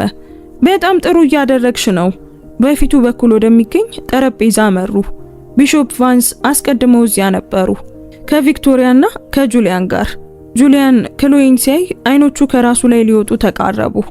ዋው አለ። በጥሩ ሁኔታ ተስተካክለሻል። ቪክቶሪያ በኃይል በክርኗ ገፋችሁ። ክሎይ በደረቅ ስሜት አመሰግናለሁ አለች። ቢሾፕ ቫንስ ቆመው ለክሎይ ወንበር ሳቡላት። ቆንጆ ሆነሻል። አመሰግናለሁ አቶ ቫንስ። ቢሾፕ በይኝ ባክሽ፣ አሁን እኛ ቤተሰብ ነን። እራቱ ተጀመረ። ዶሚኒክ ቃል እንደገባው አሰልቺ ነበር። ስለ ሩብ ዓመት ገቢ፣ ስለ እድገት ትንበያዎች፣ ስለ ገበያ መስፋፋት ንግግር ከንግግር በኋላ ይቀርብ ነበር። ክሎይ ትኩረቷ ተበታትኖ ምግቧን እየነካካች ነበር። ከዚያም ተሰማት። አይኖች በሷ ላይ ነበሩ። ቀና ብላ ስታይ በአዳራሹ ማዶ ያለች አንዲት ሴት በግልጽ ጥላቻ እያየቻት እንደሆነ አየች። ሴትዮዋ አስደናቂ ነበረች። ኤዥያዊት፣ ምናልባትም በ30ዎቹ አጋማሽ ላይ ያለች፣ እያንዳንዱን የሰውነት ቅርጽ የሚያሳይ ቀይ የዲዛይነር ቀሚስ የለበሰች፣ ጸጉሯ በጥሩ ሁኔታ ወደ ኋላ የታሰረ፣ ልክ በመጽሔት ሽፋን ላይ የምትገኝ ትመስል ነበር። ክሎይ ለዶሚኒክ ያቺ ሴት ማናት ስትል ጠየቀችው። ዶሚኒክ እይቷን ተከተለ እና መንጋጋው ጠበቀ። ዲያና ያንግ ናት፣ የያንግ ኢንተርፕራይዞች ዋና ስራ አስፈጻሚ። አብረን እንነግድ ነበር። ነግዳችሁ ነበር? እሱ የተወሳሰበ ነው። በተናገረበት መንገድ ክሎይ በታሪክ ውስጥ ተጨማሪ ነገር እንዳለ እንድታስብ አደረጋት። ዲያና ቆማ ወደ ጠረጴዛቸው መራመድ ጀመረች። ዶሚኒክ ጀመረ እንግዲህ ሲል አጉረመረመ። ዲያና በፊታቸው ቆመች። ፈገግቷ መስታወት ለመቁረጥ የሚበቃ ስለታም ነበር። ዶሚኒክ ስትል ድምጿን አቀጠነች። በጣም ረጅም ጊዜ ሆነን።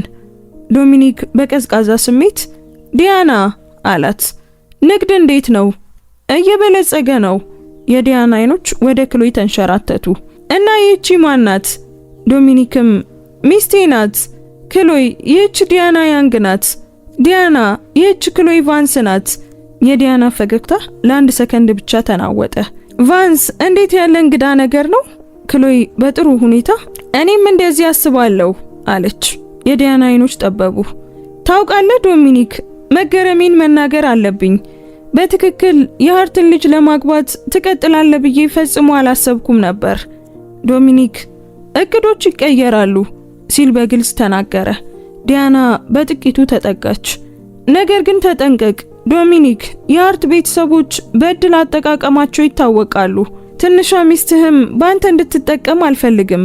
ክሎይ ቁጧ ሲቀሰቀስ ተሰማት። ነገር ግን ምላሽ ከመስጠቷ በፊት ዶሚኒክ ተናገረ። ድምፁ ልክ እንደ በረዶ ቀዝቃዛ ሆኖ ነበር። ዲያና ስለ ሐሳቢነትሽ አመሰግናለሁ። ነገር ግን ትዳሬ ያንቺ ጉዳይ አይደለም። አሁን ይቅርታ አድርጊልንና ከዚህ ሂጂ። የዲያና ፊት ቀላ። አፏን ከፈተች። በግልጽ የሚጎዳ ነገር ልትናገር ስትል በድንገት ዶሚኒክ ቆመ። ከዊልቸር ወንበሩ ላይ ቆመ። መላው አዳራሽ ዝም አለ። ዶሚኒክ ወደ ሙሉ 6 ጫማ ከ3 ኢንች ቁመቱ ተነሳ። ሰፊ ትከሻዎቹ የባህር ኃይል ሱፍን በትክክል ሞልተውት ነበር። ወደፊት ወድቆ የነበረውን አንዱን ጸጉር ወደ ኋላ መለሰው። ከዚያም ወደ ታች እጁን ዘርግቶ ለክሎይ ያቀረበላት። የክሎይ አእምሮ መስራት አቁሞ ነበር። እሱ መራመድ ይችላል፣ መቆም ይችላል። ለምን ያህል ጊዜ? መላው አዳራሽ በረዶ ሆኖ ይመለከት ነበር። የዲያና አፍ ተከፍቶ ቀረ። ጁሊያን የወይን ብርጭቆን ገልብጦት ነበር። ቪክቶሪያ ልትደክም የምትችል ትመስል ነበር። ቢሾፕ እንኳን የተደናገጡ መሰሉ። የዶሚኒክ አይኖች በክሎይ ላይ ነበሩ። በትዕግስት እየጠበቀ ነበር። በቀስታ ክሎይ እጇን በእጁ ላይ አደረገች። ዶሚኒክ ወደፊት ጎተታት። ከዚያም እጇን በክንዱ መታጠፊያ ውስጥ አስገባ። ልክ በቺካጎ ትልቁን ሚስጥር እንደገለጠው ሁሉ እንሂድ ሲል ጠየቃት። ክሎይም እሺ እንሂድ አረፍተ ነገሮችን በትክክል እንኳን መመስረት አልቻለችም። ዶሚኒክ ዲያናን አያት። እንዳልኩሽ ትዳሬ የኔ ጉዳይ ነው። መልካም ምሽት ይሁንልሽ። ከዚያም ተራምዶ ከአዳራሹ ወጣ። ክሎይ ከሷ አጠገብ እየተሰናከለች ክፍሉ ከበስተጀርባቸው ወደ ሁከት ተሞልቶ ትተውት ወጡ። ዶሚኒክ ቫንስ በጭራሽ ሽባ አልነበረም። ይህንን አጠቃላይ ጊዜ ሲያስመስል ነበር እና ክሎይ በብዙ መቶዎች የሚቆጠሩ ሰዎች ፊት አሁን አውቃለች። ወደ ቤት ሲገቡ ለሱ አንዳንድ ቃላት እንደሚኖራት ታውቃለች። እዚህ ግን እውነተኛው ጥያቄ አለ። ወደ ፔንታውሱ የሚደረገው የአሳንስር ጉዞ የሞተ ዝምታ ነበር። ዶሚኒክ ከክሎይ አጠገብ ቆሞ ነበር። እጆቹ በኪሱ ውስጥ ነበሩ። ሙሉ በሙሉ ዘና ያለ ይመስል ነበር። ልክ በቺካጎ ሁሉ ላይ የዘመኑን ትልቁን ቦምብ እንዳልጣለ ሁሉ ነበር። ክሎይ በበኩሏ በቁጣ እየተንቀጠቀጠች ነበር። አይምሯ በፍጥነት እየሰራ ነበር። መቼ ጀምሮ ነው መራመድ የቻልከው? ከሰርጉ በፊት ጀምሮ ነው? መቼ ነው? የአሳንሱሩ በሮች በቀጥታ ወደ ፔንታውሱ ተከፈቱ። ዶሚኒክ በቀስታ ወጣ። ልክ ይህ በዓለም ላይ እጅግ የተለመደ ነገር ይመስል ወደ ሳሎን ተራመደ። ክሎይ ተከተለችው። የጫማዋ ተረከዝ በእብነበረድ ወለሉ ላይ በኃይል ይጮሃል። ዶሚኒክ ወደ ባሩ ሄዶ አንድ ብርጭቆ ውስኪ ቀዳ። ትፈልጊያለሽ? የምርህን ነው ግን? ክሎይ ተናደደች። ዶሚኒክ አንድ ቅንድቡን ወደ ላይ በማንሳት ዞረ።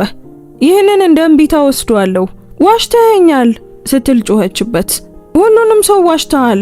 ዶሚኒክ መጠጡን በጥቂቱ እየተጎነጨ በተረጋጋ ሁኔታ አዎ አለ። በቃ ልትለው የምትችለው ይህንን ብቻ ነው? ዶሚኒክ ብርጭቆውን አስቀምጦ ሙሉ በሙሉ ወደሷ ዞረ። ምን እንድልሽ ትጠብቂያለሽ ክሎይ? ይቅርታ እንድል ነው? አልልም። ያደረኩት ነገር ሁሉ ስልታዊና አስፈላጊ ነበር። ስልታዊ? የክሎይ ድምጽ በአንድ ቃና ከፍ አለ። መላ ከተማው ሽባ እንደሆንክ እንዲያስብ አደረክ። መራመድ የማትችል መስሎኝ እንዳገባህ አደረክ። ይህ ሁሉ ስህተት ነው። ዶሚኒክ በሚቺጋን ሐይቅ ላይ ወደሚመለከተው ከወለል እስከ ጣሪያ መስኮት ድረስ ተራመደ። እሱ ሲንቀሳቀስ ማየት አሁንም የሚረብሽ ነገር ነበር። ያልተለመደ፣ ያልተጠበቀ፣ እንግዳ የሆነ ነገር። ተቀመጪ፣ ላስረዳሽ። እኔ እንድታስረዳኝ የምፈልገው አሁን ነው። ለምን በዚህ መልኩ እንደተጫወትክብኝ አሁኑኑ ንገረኝ። ዶሚኒክ አይኖቹ ከባድና የደከሙ ሆነው ዞረ። እባክሽ ተቀመጪ፣ ተረጋጊና ሁሉንም ነገር እነግርሻለሁ። ክሎይ አመነታች። ከዚያም እጆቿን አጣጥፋ በነጩ የቆዳ ሶፋ ጫፍ ተቀመጠች። ዶሚኒክ ከሷ በተቃራኒ በአንድ ወንበር ላይ ተቀመጠ። ያለ ዊልቸሩ እሱ ይበልጥ ትልቅና ይበልጥ የሚያስፈራ ይመስላል። የመኪና አደጋው እውነተኛ ነበር ሲል ጀመረ። ከ3 ወራት በፊት በሌክ ሾር ድራይቭ ላይ አንድ ሰው ፍሬኔን አበላሽቶት ነበር። በሰዓት 60 ማይል እየተጓዝኩ ተጋጨው። የክሎይ ቁጣ ተናወጠ። አንድ ሰው ፍሬንህን አበላሸው? ለ2 ሳምንታት ሆስፒታል ነበርኩ። የጭንቅላት መናወጥ፣ የውስጥ ደም መፍሰስ። ቢሆንም ግን መራመድ እችል ነበር። እግሮቼ ደህና ነበሩ። ታዲያ ለምን አስመሰልክ? ዶሚኒክ ድምፁ ጠንከር ብሎ ምክንያቱም በዚያ የሆስፒታል አልጋ ላይ ሆኜ በጭንቅ ንቃተ ህሊናዬ ላይ ሳለሁ የእንጀራ እናቴ ቪክቶሪያ በስልክ ስታወራ ሰማኋት አለ። ስራውን ስለማጠናቀቅ አደጋዬ መጀመሪያው ብቻ ስለመሆኑ እያወራች ነበር። የክሎይ አይኖች በሰፊው ተከፈቱ። እና እሷ አንተን ለመግደል ሞከረች? ዶሚኒክ ወይም ከእሷ ጋር የሚሰራ አንድ ሰው በማለት አረጋገጠ። ማንን ማመን እንደምችል አላውቅም። ስለዚህ ዶክተሮቹን ሽባ እንደሆንኩ እንዲያሳውቁ አደረግኩ። ሁሉም ሰው እንዲያምነው አደረግኩ። ምክንያቱም አንድ ሰው እኔ እንድሞት ከፈለገ ደካማ መስዬ መታየቴ ምቾት እንዲሰማው ያደርገዋል። ግድ የለሽ ይሆናል እና እኔን ለማጥፋት እየሞከረ ያለውን ሰው ማወቅ እችላለሁ። የክሎይ አይምሮ እየተናወጠ ነበር። ስለዚህ ዊልቸሩ ወጥመድ ነበር ማለት ነው። ዶሚኒክ ጨረሰው። አዎ፣ እናም ሰርቷል። ባለፉት 3 ወራት ውስጥ ቪክቶሪያና ጁሊያን ቫንስ ኢንዱስትሪዎቹን ለመቆጣጠር እንቅስቃሴዎችን ማድረግ ጀምረው ነበር። እኔ ተመልሼ ለመዋጋት በጣም የተጎዳው መስሏቸው ነበር። ክሎይ እሺ ሰርጉስ ስትል ጠየቀች። እኔ ከዚህ ሁሉ የት ውስጥ ነው የምገባው? ዶሚኒክ ክርኖቹን በጉልበቶቹ ላይ አድርጎ ወደፊት ዘንበል አለ። ሚስት አስፈልጎኝ ነበር። የቦርዱ ህግ አለው። ያገቡ ስራ አስፈጻሚዎች ብቻ ናቸው ዋና ስራ አስፈጻሚ ቦታውን ለረጅም ጊዜ መያዝ የሚችሉት። አባቴ ጡረታ እንደሚወጣ ባሳወቀ በ6 ወራት ውስጥ ባላገባ ኖሮ ከቦታው ሊያስወጡኝ ይችሉ ነበር። ዶሚኒክ አባቴ በ3 ወራት ውስጥ ጡረታ ይወጣል አለ። ቪክቶሪያና ጁሊያን እኔ ካላገባውና የአካል ጉዳተኛ ሆኜ እንድቀጥል ካደረጉ ጁሊያንን ዋና ስራ አስፈጻሚ አድርገው ለመሾም እያሰቡ ነበር። ክሎይ ጁሊያን ግን ብቃቱ የለውም አለች።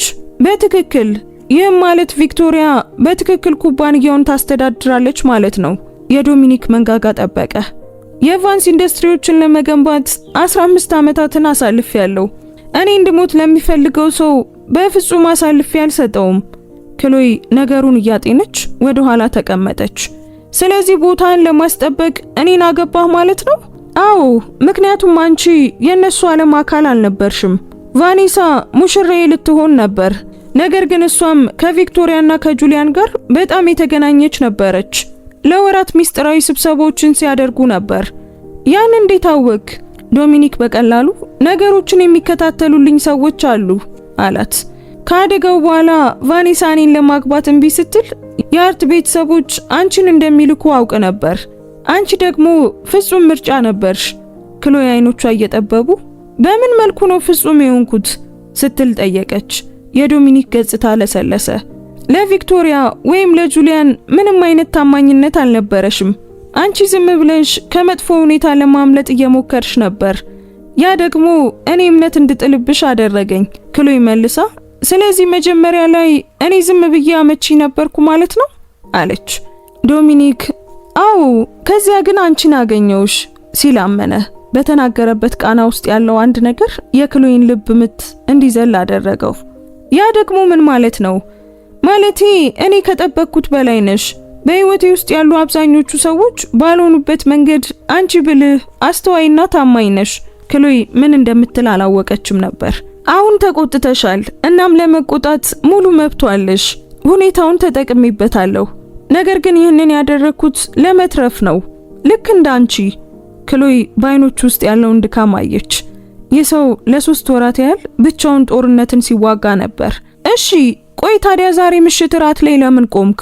እውነቱን ለምን አሁን ገለጥከው? የዶሚኒክ ከንፈሮች ወደ ትንሽ ፈገግታ ተለወጡ።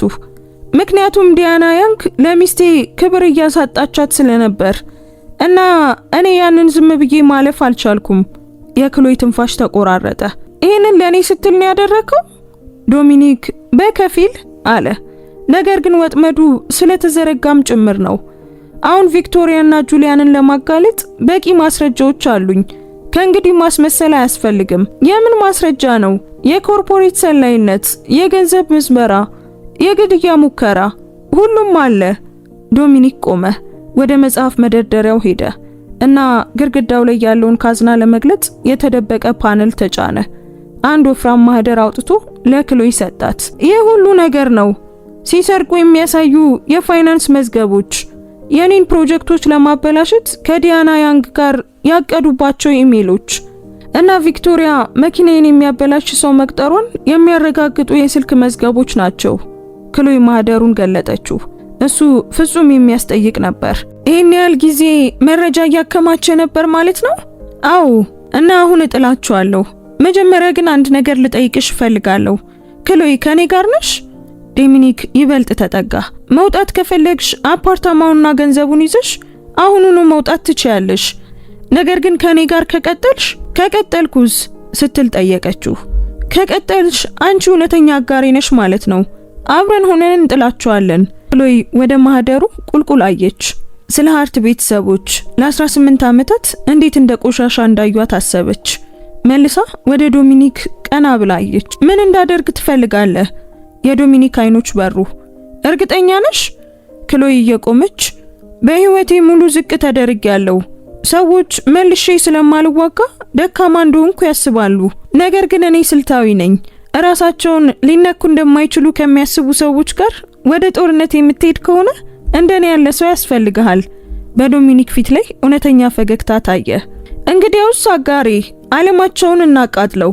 ክሎይ ከተፈራች ሙሽሪትነት ወደ ሙሉ አጋርነት ተቀየረች።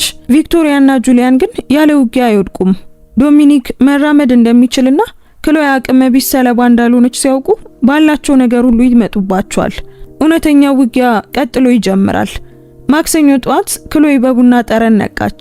ዶሚኒክ ከገዛላት የካሽሚር ስዌተሮች አንዱን ለብሳ ወደ ኩሽና ውስጥ ገባች። ዶሚኒክ ግራጫ ሱሪና ጥቁር ቲሸርት ለብሶ ቡና እየቀዳ ነበር። እሱ ጥሩና ውብ ሆኖ ይታይ ነበር። ክሎይ ያንን ማስተዋሏን ጠላችሁ። ዶሚኒክ አንድ ኩባያ ወደሷ እየገፋ እንደምን አደርሽ ክሎይ አላት። እንደምን አደርክ ዶሚኒክ፣ እቅዱ ምንድነው? ዶሚኒክ በጠረጴዛው ላይ ተደገፈ። በመጀመሪያ ከትላንቱ ምሽት የመጣው ውጤትን መቋቋም አለብን። አሁን በቺካጎ ያለ እያንዳንዱ ሰው መራመድ እንደምችል ያውቃል። ቪክቶሪያና ጁሊያን ምናልባት እንደተደናገጡ ናቸው። እስማማለሁ። ነገር ግን እኛ ላይ በኃይል ይመጡብናል። ለዛም ዝግጁ መሆን አለብን አይደል? ዶሚኒክ ስልኩን አስቀመጠው። ከዛሬ 3 ቀናት በኋላ አስቸኳይ የቦርድ ስብሰባ ጠርቻለሁ። ማስረጃውን አቀርብና እንዲወገዱ አደርጋለሁ። ቦርዱ ግን ያምናል? ማስረጃው ራሱ ይናገራል አለ ዶሚኒክ። ነገር ግን ቪክቶሪያ በቆሻሻ መንገድ ነው የምትዋጋው። እሷ ለማንኳሰስ ትሞክራለች እና በእርግጠኝነት ባንቺ ላይ ትመጣለች። በእኔ ላይ ምን? ምክንያቱም አሁን አንቺ የኔ ድክመት ነሽ። አንቺን የገንዘብ አዳኝ ለማስመሰል ትሞክራለች እና ባንቺና በሃርት ቤተሰቦች ላይ ቆሻሻ ነገር ትቆፍራለች። የክሎይ ሆድ ተረበሸ። ልታውቀው የሚገባ ነገር አለ። እኔ በትክክል የሃርት ልጅ አይደለሁም። የዶሚኒክ ገጽታ ስለታም ሆነ። በእርግጥ በህግ ነኝ፣ ነገር ግን እውነተኛ ወላጆቼ እነማን እንደነበሩ አላውቅም። 8 ዓመት ሳለው ወላጆቼ መሞታቸውና አርተር እኔን ማምጣቱን ብቻ ነው የማውቀው። ለማወቅ ግን ሞክረሽ ታውቂያለሽ? አይ የሃርት ቤተሰቦች አልፈቀዱልኝም፣ ያ ያለፈ ነገር ነው ይሉ ነበር። ዶሚኒክ ላፍታ ዝም አለ። ክሎይ በትክክል ማን እንደሆንሽ ማወቅ ትፈልጊያለሽ? ጥሩ መርማሪዎች አሉኝ፣ ሊያውቁ ይችላሉ። የክሎይ ልብ በፍጥነት መምታት ጀመረ። ይህንን ታደርጋለህ? ለኔ? አዎ፣ አሁን እኮ አንቺ አጋሪ ነሽ። ታሪክሽን ልናውቀው የሚገባ ነገር ነው። በተለይ ቪክቶሪያ ባንቺ ላይ ለመጠቀም ከሞከረች። ክሎይ በቀስታ አንገቷን ነቀነቀች። እሺ እንወቀው። ዶሚኒክ መልእክት ጻፈ። ተጠናቋል። ዛሬ መቆፈር ይጀምራሉ። ክሎይ ምላሽ ከመስጠቷ በፊት የዶሚኒክ ስልክ ጠራ። ስክሪኑን ተመልክቶ ፊቱን አጨማደደ። አባቴ ነው፣ ይህንን ማንሳት አለብኝ። ሄሎ አባዬ። ክሎይ የዶሚኒክ ፊት በሰከንድ ውስጥ ሲጠቁር ተመለከተች። መቼ? ገባኝ። አይ እኔ መክረዋለሁ። አዎ እሷ እዚህ ናት። መልሼ እደውልልሃለሁ። ዶሚኒክ ስልኩን ዘጋው። ችግር ውስጥ ነን። ቪክቶሪያ በቫንስ ግዛት ውስጥ አስቸኳይ የቤተሰብ ስብሰባ ጠርታለች እና እሱ የጨዋታው ኃይል ነው። ክሎይ እኔ መሄድ አለብኝ። ካልሄድኩኝ ጥፋተኛ እንደሆንኩ አድርጋ ታዞረዋለች አለ። እንግዲያውስ እኔም አብሬ ሄዳለሁ። ዶሚኒክ አያት። ግን ያንን ማድረግ የለብሽም። ክሎይ አቋረጠችው። አሁን እኮ አጋሮች ነን እና አጋሮች ደግሞ እርስ በርሳቸው አብረው ይቆማሉ አይደል? እዛ ብቻህን እንድትሄድ አልፈቅድም። የዶሚኒክ ገጽታ ለሰለሰ። አመሰግናለሁ። ከሰዓታት በኋላ ክሎይና ዶሚኒክ በሌክ ፎረስት ወደሚገኘው የቫንስ ግዛት ደረሱ። ክሎይ የሚያምር ሰማያዊ ቀሚስ ለብሳ ነበር። ያለ መነጽርና በጥቂት ሜካፕ ነበረች። ዶሚኒክ ጥቁር ግራጫ ሱፍ ለብሶ ጸጉሮቹ ወደ ኋላ ታስረው ነበር። ሀያል ጥንዶች ይመስሉ ነበር። ዶሚኒክ በዊልቸር ወንበሩ ሳይጨነቅ በቀጥታ ወደ በሩ ተራመደ። አስተናጋጁ በሩን ከፈተ። አቶ ቫንስ፣ ወይዘሮ ቫንስ በመጽሐፍ ክፍል ውስጥ እየጠበቋችሁ ነው። በመኖሪያ ቤቱ በኩል ወደ ትልቁ የመጽሐፍ ክፍል ተራመዱ። በውስጡ መላው የቫንስ ቤተሰብ ተሰብስቦ ነበር። ቢሾፕ ቫንስ በምድጃው አጠገብ ቆመው ነበር። ቪክቶሪያ ልክ እንደ ዙፋን ባለው ወንበር ላይ ተቀምጣ ነበር። ጁሊያን ከሷ አጠገብ ቆሞ የተጨነቀ ይመስል ነበር። በሌላ ወንበር ላይ ሙሉ በሙሉ ምቾት የተሰማት መስላ የተቀመጠችው ዲያና ያንግ በሚያምር ጥቁር ፓንት ሱት ነበረች። የክሎይ አይኖች ጠበቡ። እሷ እዚህ ምን ታደርጋለች? ቪክቶሪያ በጥሩ ሁኔታ ዲያና የቤተሰብ የቅርብ ጓደኛ ናት አለች። በዚህ ሁኔታ ላይ ያላት እይታ ጠቃሚ ይሆናል ብዬ አስባለሁ። ይህንን አጠቃላይ ቤተሰብ ዋሽተሃል ዶሚኒክ፣ እናም ማብራሪያ ይገባናል። ዶሚኒክ በቀዝቃዛ ስሜት ምንም አይገባሽም አለ። የቪክቶሪያ አይኖች በሩ። ቆይ እንዴት እንደዚህ ለማድረግ ደፈርክ? የዶሚኒክ ድምጽ ልክ እንደ በረዶ ቀዝቃዛ ነበር። እኔ እንድገደል ልታደርጊ ሞከርሽ ቪክቶሪያ። የማላውቅ መስሎሽ ነበር አይደል? ክፍሉ ሙሉ በሙሉ ዝም አለ። የጁሊያን ፊት ገረጣ። እናቴ እሱ ስለምን እያወራ ነው? ቪክቶሪያ በፍጥነት ቅዠት ውስጥ ነው አለች። ፍሬኔ ተቆርጦ ነበር። የሜካኒኩ ሪፖርትና ከአደጋዬ 2 ቀናት በፊት ከማርከስ ዌብ ጋር መገናኘትሽን የሚያሳዩ የስልክ መዝገቦች አሉኝ። በባለቤትነት ማበላሸት ወንጀል የተያዘው ያው ማርከስ ዌብ። ይህንን ልታስረጅኝ ትፈልጊያለሽ? ዶሚኒክ ተናገረ። የቪክቶሪያ ፊት የተረጋጋ ሆኖ ቀረ። ያ በሁኔታዎች ላይ የተመሰረተ ነው። ምንም ማረጋገጫ የለህም። ዶሚኒክ ስልኩን አውጥቶ የመጫወቻ ቁልፉን ተጫነው። የቪክቶሪያ ድምጽ ክፍሉን ሞላው። ዝም ብለ ልክ አደጋ እንዲመስል አድርገው። ዶሚኒክ በመንገዴ ላይ ነው እና እሱ እንዲወገድ እፈልጋለሁ። ጁሊያን ወደ ኋላ ተሰናከለ። እማዬ ዶሚኒክን ለመግደል ሞከርሽ? ይህ እኮ ያንቺ ድምጽ ነው። የግድያ ሙከራን ትክክለኛ የሚያደርግ ምንም አይነት ሁኔታ የለም። ወደ ዶሚኒክ ዞረ። ድምጹ እየተንቀጠቀጠ ነበር። ዶሚኒክ እኔ እምላለሁ በፍጹም አላወቅኩም ነበር። እኔ ሞኝ ልሆን እችላለሁ ግን ነፍሰ ገዳይ አይደለሁም። ዶሚኒክ የእንጀራ ወንድሙን አጠናው። በትክክል አታውቅም ነበር? ጁሊያን በህይወቴ እምላለሁ አለ። ቪክቶሪያ በድንገት ቆመች። ይህ በጣም አስቂኝ ነው። ምንም የማያረጋግጥ ቀረጻ ነው ያስከው። የተከሰከሰው መኪናዬ፣ የሜካኒኩ ምስክርነትና አሁን በፖሊስ ቁጥጥር ስር ውሎ ለመናገር ፍቃደኛ የሆነው ማርከስ ዌብን ካልቆጠርን በቀር ማለት ነው። የቪክቶሪያ መንጋጋ በመጨረሻም ተሰበረ። እሱን አስያዝከው? ዶሚኒክ ዛሬ ጠዋት ሲል መለሰላት። እና እሱ አስቀድሞ ሙሉ የእምነት ቃል ሰጥቷል። እኔን ለመንከባከብ $50,000 የከፈልሽበትን ክፍል ጨምሮ ማለት ነው። ቢሾፕ ቫንስ በመጨረሻም ተናገሩ። ድምጻቸው እንደ ነጎድጓድ ያስፈራ ነበር። ቪክቶሪያ ይህ እውነት ነው? ልጄን ለመግደል ሞክረሻል? የቪክቶሪያ ፊት ተሰባበረ። ሁሉንም ነገር እያበላሸ ነበር። ጁሊያን ምንም ሳይኖረው ሊቀር ነበር። ቢሾፕ ጁሊያን ቫንስ ነው፣ እሱ ቤተሰብ ነው እያሉ ጮሁ። ቪክቶሪያ ነገር ግን እሱ ያንተ እውነተኛ ልጅ አይደለም ስትል ተናገረች። ልጄን ለመጠበቅ ማድረግ ያለብኝን አድርጌያለሁ። ቢሾፕ ድምጻቸው ወደ ገዳይ ሹክሹክታ ወርዶ የኔን ልጅ ለመግደል መሞከር አሉ። አሁኑኑ ከቤቴ ውጪ። ከእንግዲህ የቫንስ አባል አይደለሽም። በሳምንቱ መጨረሻ ደግሞ በወይን ቤት ትሆኛለሽ። ቪክቶሪያ በፍርሃት ወደሚያያት ጁሊያን ተመለከተች እና ከዚያ አይኖቿ ክሎይ ላይ አረፉ። ይህ ሁሉ ያንቺ ጥፋት ነው። እሱም ባታገቢው ኖሮ። ክሎይ በተረጋጋ ሁኔታ ዶሚኒክ እኔን ያገባኝ እንዳንቺ አይነት እባብ ስላልሆንኩ ነው አለች። ቪክቶሪያ ወደ ክሎይ ተወረወረች። ዶሚኒክ ወዲያውኑ በመንቀሳቀስ የቪክቶሪያን የእጅ አንጓ በአየር ላይ ያዘው። ድምጹ ገዳይ በሆነ ለስላሳነት ሚስቴን አትንኪያት፣ እናም ከነካሻት አጠፋሻለሁ አለ። ቪክቶሪያ እጇን ወደ ኋላ ሳበች። ቢሾፕ ደህንነት፣ ወይዘሮ ቫንስን ከግዛቱ አስወጧት፣ ወደዚህ እንዳትመለስ እያሉ ተጣሩ። ቪክቶሪያም ራሷን አነሳች። በዚህ ትጸጸታለህ ቢሾፕ፣ ሁላችሁም ትጸጸታላችሁ። ቢሾፕ በብርድ ስሜት የምጸጸትበት ብቸኛው ምክንያት አንቺን በማግባቴ ነው የሚሆነው። ጩኸቷ እያስተጋባ የደህንነት ሰራተኞች ቪክቶሪያን ይዘዋት ወጡ። ጁሊያን ፊቱን ደብቆ ወንበሩ ላይ ሰመጠ። ዲያና ያንግ በጥሩ ሁኔታ ቆመች። እባቡን በማጋለጥ እንኳን ደስ ያለ ዶሚኒክ። ምንም እንኳን ሌላ እባብ ወደ ውስጥ ማስገባትን መቼ እንደምትረዳ ባላውቅም። ክሎይ ይቅርታ፣ ምን እያልሽ ነው አለች። ዲያና በመርዛማ ሁኔታ አንቺ የሃርት ልጅ ነሽ። በዶሚኒክ ሀብት ለመጫወት ምን ያህል ጊዜ ይወስድብሻል?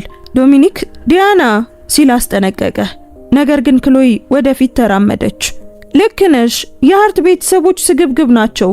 ለዚህ ነው ከነሱ ለመራቅ 18 ዓመታት ያሳለፍኩት። እኔ የዶሚኒክን ገንዘብ አልፈልግም። እኔ ከእቃ መጠቀሚያነት በላይ የሚያየኝ ሰውን አጋርነት ነው የምፈልገው። አንቺ ያንን ማለት ትችያለሽ? የዲያና ፈገግታ ተለወጠ። ክሎይ ቀጠለች። ምክንያቱም አንቺ ነሽ እድል ተጠቃሚዋ። ዶሚኒክ የጋብቻ ጥያቄሽን እምቢ ስላለሽ አሁን በድንገት ፍላጎት አሳየሽ። ዲያና እንዴት ብትደፍሪ ነው እንዲህ የምትናገሪው ብላ ጮኸች። እደፍራለሁ፣ ምክንያቱም አንቺን አልፈራሽም። ቆሻሻ ለመቆፈር መሞከር ትችያለሽ። ነገር ግን እኔ ካንቺ የባሰ ብዙ ነገሮችን ተርፌያለሁ። አንቺ ዝም ብለሽ እኔን ዝቅ አድርገሽ የምታይ ሌላ ሰው ነሽ እና ያ የመጀመሪያው ስህተትሽ ነው። ክፍሉ ሙሉ በሙሉ ዝም አለ። ዶሚኒክ በመገረም ክሎይን አያት። ቢሾፕ በትክክል ፈገግ ይል ነበር። ዲያና አሁን የምትሄጅበት ጊዜ ይመስለኛል አለ ቢሾፕ ፈገግታውን ሳይቀንስ። ዲያና ቦርሳዋን ይዛ ወደ ዶሚኒክ ዞረች። ይህ አላበቃም ዶሚኒክ። ዶሚኒክም ለአመታት አብቅቷል አለ። ዲያና ወጣች። ቢሾፕ ወደ ክሎይ ተራምደው እጆቿን ያዟት። አንቺ ውድ ሴት፣ አንቺን በመጠርጠሬ ይቅርታ ጠይቅሻለሁ። እሳት፣ ብልህነትና ታማኝነት አለሽ። ዶሚኒክ አንቺን በማግኘቱ የታደለ ነው። ዶሚኒክ ከክሎይ አጠገብ ቆመ። አውቃለሁ። ቢሾፕ በመካከላቸው ተመለከቱ። ጥሩ፣ አሁን ስለ ሰኞ የቦርድ ስብሰባ እንነጋገር። ቪክቶሪያ ሌላ ምን አይነት ዘዴዎች እንዳሏት ማረጋገጥ አለብን። ዶሚኒክ እስማማለሁ ሲል መለሰ። የሚቀጥለው ሰዓት ስትራቴጂ በመውጣት አለፈ። ጁሊያን እንኳን በሚያስደንቅ ሁኔታ ጠቃሚ የሆኑ ነገሮችን ሲያቀርብ ነበር። እናቴ የግል ፋይሎቿን የት እንደምታስቀምጣቸው አውቃለሁ። ተጨማሪ ማስረጃ ካለ በእርግጠኝነት እዚያ ይገኛል። ዶሚኒክ ሊያመጣቸው እንደሚችል ጠየቀ። ጁሊያንም አንገቱን ነቀነቀ። ክሎይ ወደ ጁሊያን ዞራ እኛን ለመርዳት ግን እርግጠኛ ነህ? እሷ ምንም ቢሆን እናትህ ናት ስትል ጠየቀችው። ወንድሜን ለመግደል ሞክራለች። ያ ደግሞ ይቅር የማይባል ነው። በዚያ ምሽት ክሎይና ዶሚኒክ ወደ ፔንታውሱ ተመለሱ። ክሎይ ሶፋው ላይ ወደቀች። ህይወትህ ሁልጊዜም እንዲህ ድራማ የበዛበት ነው? ዶሚኒክ ከሷ አጠገብ ተቀመጠና ከረባቱን አላላ። በጣም በዛ እንዴ? ክሎይ በታማኝነት በተወሰነ መልኩ አስደሳች ነው ስትል አመነች። ትርጉም ያለው የአንድ ነገር አካል መሆኑ ጥሩ ስሜት ይሰጣል አለች። ዶሚኒክ እሷን ለማየት ዞረ። በጭራሽ የማትታይ አልነበርሽም ክሎይ። ብዙ ሰዎች ብቻ ዝም ብሎ አልተመለከቱሽም ነበር። አይኖቻቸው ተገናኙ። ዶሚኒክ፣ ይህንን እንደ ንግድ ዝግጅት እንደጀመርነው አውቃለሁ ክሎይ፣ ዶሚኒክ ተናገረ። ነገር ግን ይህ ወደ ሌላ ነገር እየተቀየረ ነው። ቢያንስ ለኔ። የክሎይ ልብ መታ። ለኔም ጭምር። ዶሚኒክ ጸጉሯን ከጆሮዋ ጀርባ በቀስታ አስገባው። ለምን ትደበቂያለሽ? አንቺ ቆንጆና ብልህ ነሽ። የክሎይ ጉሮሮ ጠበቀ።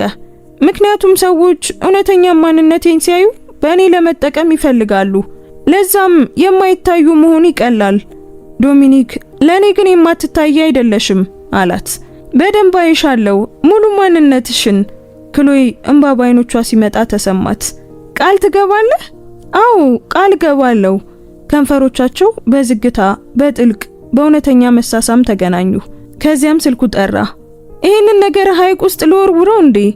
ምናልባት ብታነሳው ሳይሻል አይቀርም። ዶሚኒክ ስልኩን አየ። ገጽታው ተቀየረ። መርማሪው ነው። ስለ ወላጆችሽ የሆነ ነገር አግኝቶ መሆን አለበት። ዶሚኒክ ጥሪውን እያነሳ ምን አገኛችሁ አለ። ሁሉንም ነገር ላክልኝ። ስልኩን ዘግቶ ክሎይን አያት። ክሎይ፣ እውነተኛ ስምሽ ክሎይ ኩዊን ነው። የክሎይ ደም ቀዘቀዘ። ኩዊን፣ ልክ እንደ ኩዊን ግሎባል? ዶሚኒክም አው በማለት አረጋገጠ። አባትሽ የቀድሞ ዋና ስራ አስፈጻሚ ማርከስ ኩዊን ነበር። ከ18 ዓመታት በፊት በመኪና አደጋ ሞቷል። አንድ ወንድም አለሽ፣ እድሜው 35 ነው። ያሁኑ ዋና ስራ አስፈጻሚ ነው እና ከዚያን ጊዜ ጀምሮ አንቺን ሲፈልግሽ ነበር። የአርት ቤተሰቦች አፍነውሻል። የክሎይ አይምሮ ዞረ። ሌላ ተጨማሪ ነገርም አለ። ወንድምሽ የቫንስ ኢንዱስትሪዎችን 4.5% አክሲዮን ይዟል። በትክክል ቪክቶሪያ የፈለገችውን አክሲዮን እና ወደ አንቺ ይመራኛል ብሎ ተስፋ በማድረግ ነበር የያዘው።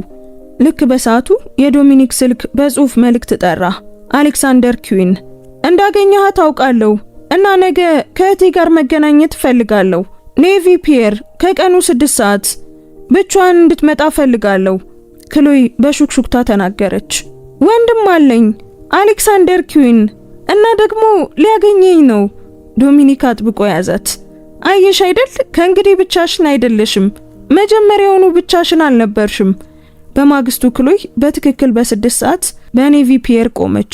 በባቡር ሀዲዱ አጠገብ ቆማ ወደ ሚቺጋን ሐይቅ ስትመለከት ልቧ ይመታ ነበር። ክሎይ ዞረች። አንድ ረጅም ደግ ቡናማ አይኖች ያሉት ሰው እዚያ ቆሞ ነበር። ክሎይ በሹክሹክታ አሌክሳንደር አለች። ኦ አምላኬ በትክክል አንቺ ነሽ ብሎ ተነፈሰ። አሌክሳንደር እጆቹን ከፍቶ ክሎይን አጥብቆ ወደ እቅፉ አስገባት። ለ18 ዓመታት ስፈልግሽ ነበር። እኔ ያላወቅኩም ነበር። የሃርት ቤተሰቦች ምንም አልነገሩኝም። አሌክሳንደር የሃርት ቤተሰቦች በማንነት ስርቆት ዋጋቸውን ይከፍላሉ። ጠበቆቼ ቀድሞውኑ ክስ መስርተዋል አለ። እየተነጋገሩ በፒየሩ ላይ ተራመዱ።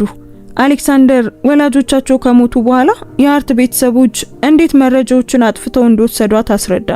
ክሎይ ቁጣ ይታይባት ነበር። እንደ ሰራተኛ ነው ያዩኝ። አሁን ግን እዚህ ነሽ እሺ አለ አሌክሳንደር። እና ክሎይ አንቺ የኩዊን ግሎባል ወራሽ ነሽ። የኩባንያውን 30% ትይዣለሽ። በአሜሪካ ካሉ ሀብታም ሴቶች ሁሉ አንዷ ነሽ። የክሎይ እግሮች የዛሉ መሰሏት። በመጨረሻም አሌክሳንደር ስለ ትዳሯ አነሳ። ዶሚኒክ ቫንስ ጥሩ ሰው ይመስላል። ይንከባከብሻል? አዎ ስትል መለሰች። ነገር ግን አንድ ልታውቂው የሚገባ ነገር አለ። የያንግ ኢንተርፕራይዞች ዋና ስራ አስፈጻሚ ዲያና ያንግ ሁለቱንም የቫንስና የኩዊን ቤተሰቦች ለመጣል ስትሞክር ቆይታለች። እሷ ከቪክቶሪያ ጋር እየሰራች ነው። ክሎይ አውቃለሁ አለችው። ለዚህ ነው የኔን እርዳታ የማቀርበው። አንቺና ዶሚኒክ ወደ ጦርነት የምትሄዱ ከሆነ እኔ እፈልጋለሁ ማለት ነው። ክሎይ ፈገግ አለች። ወደ ቡድኑ እንኳን በደህና መጣ ትልቅ ወንድሜ። የሰኞ ጧት እንደ ማዕበል መጣ።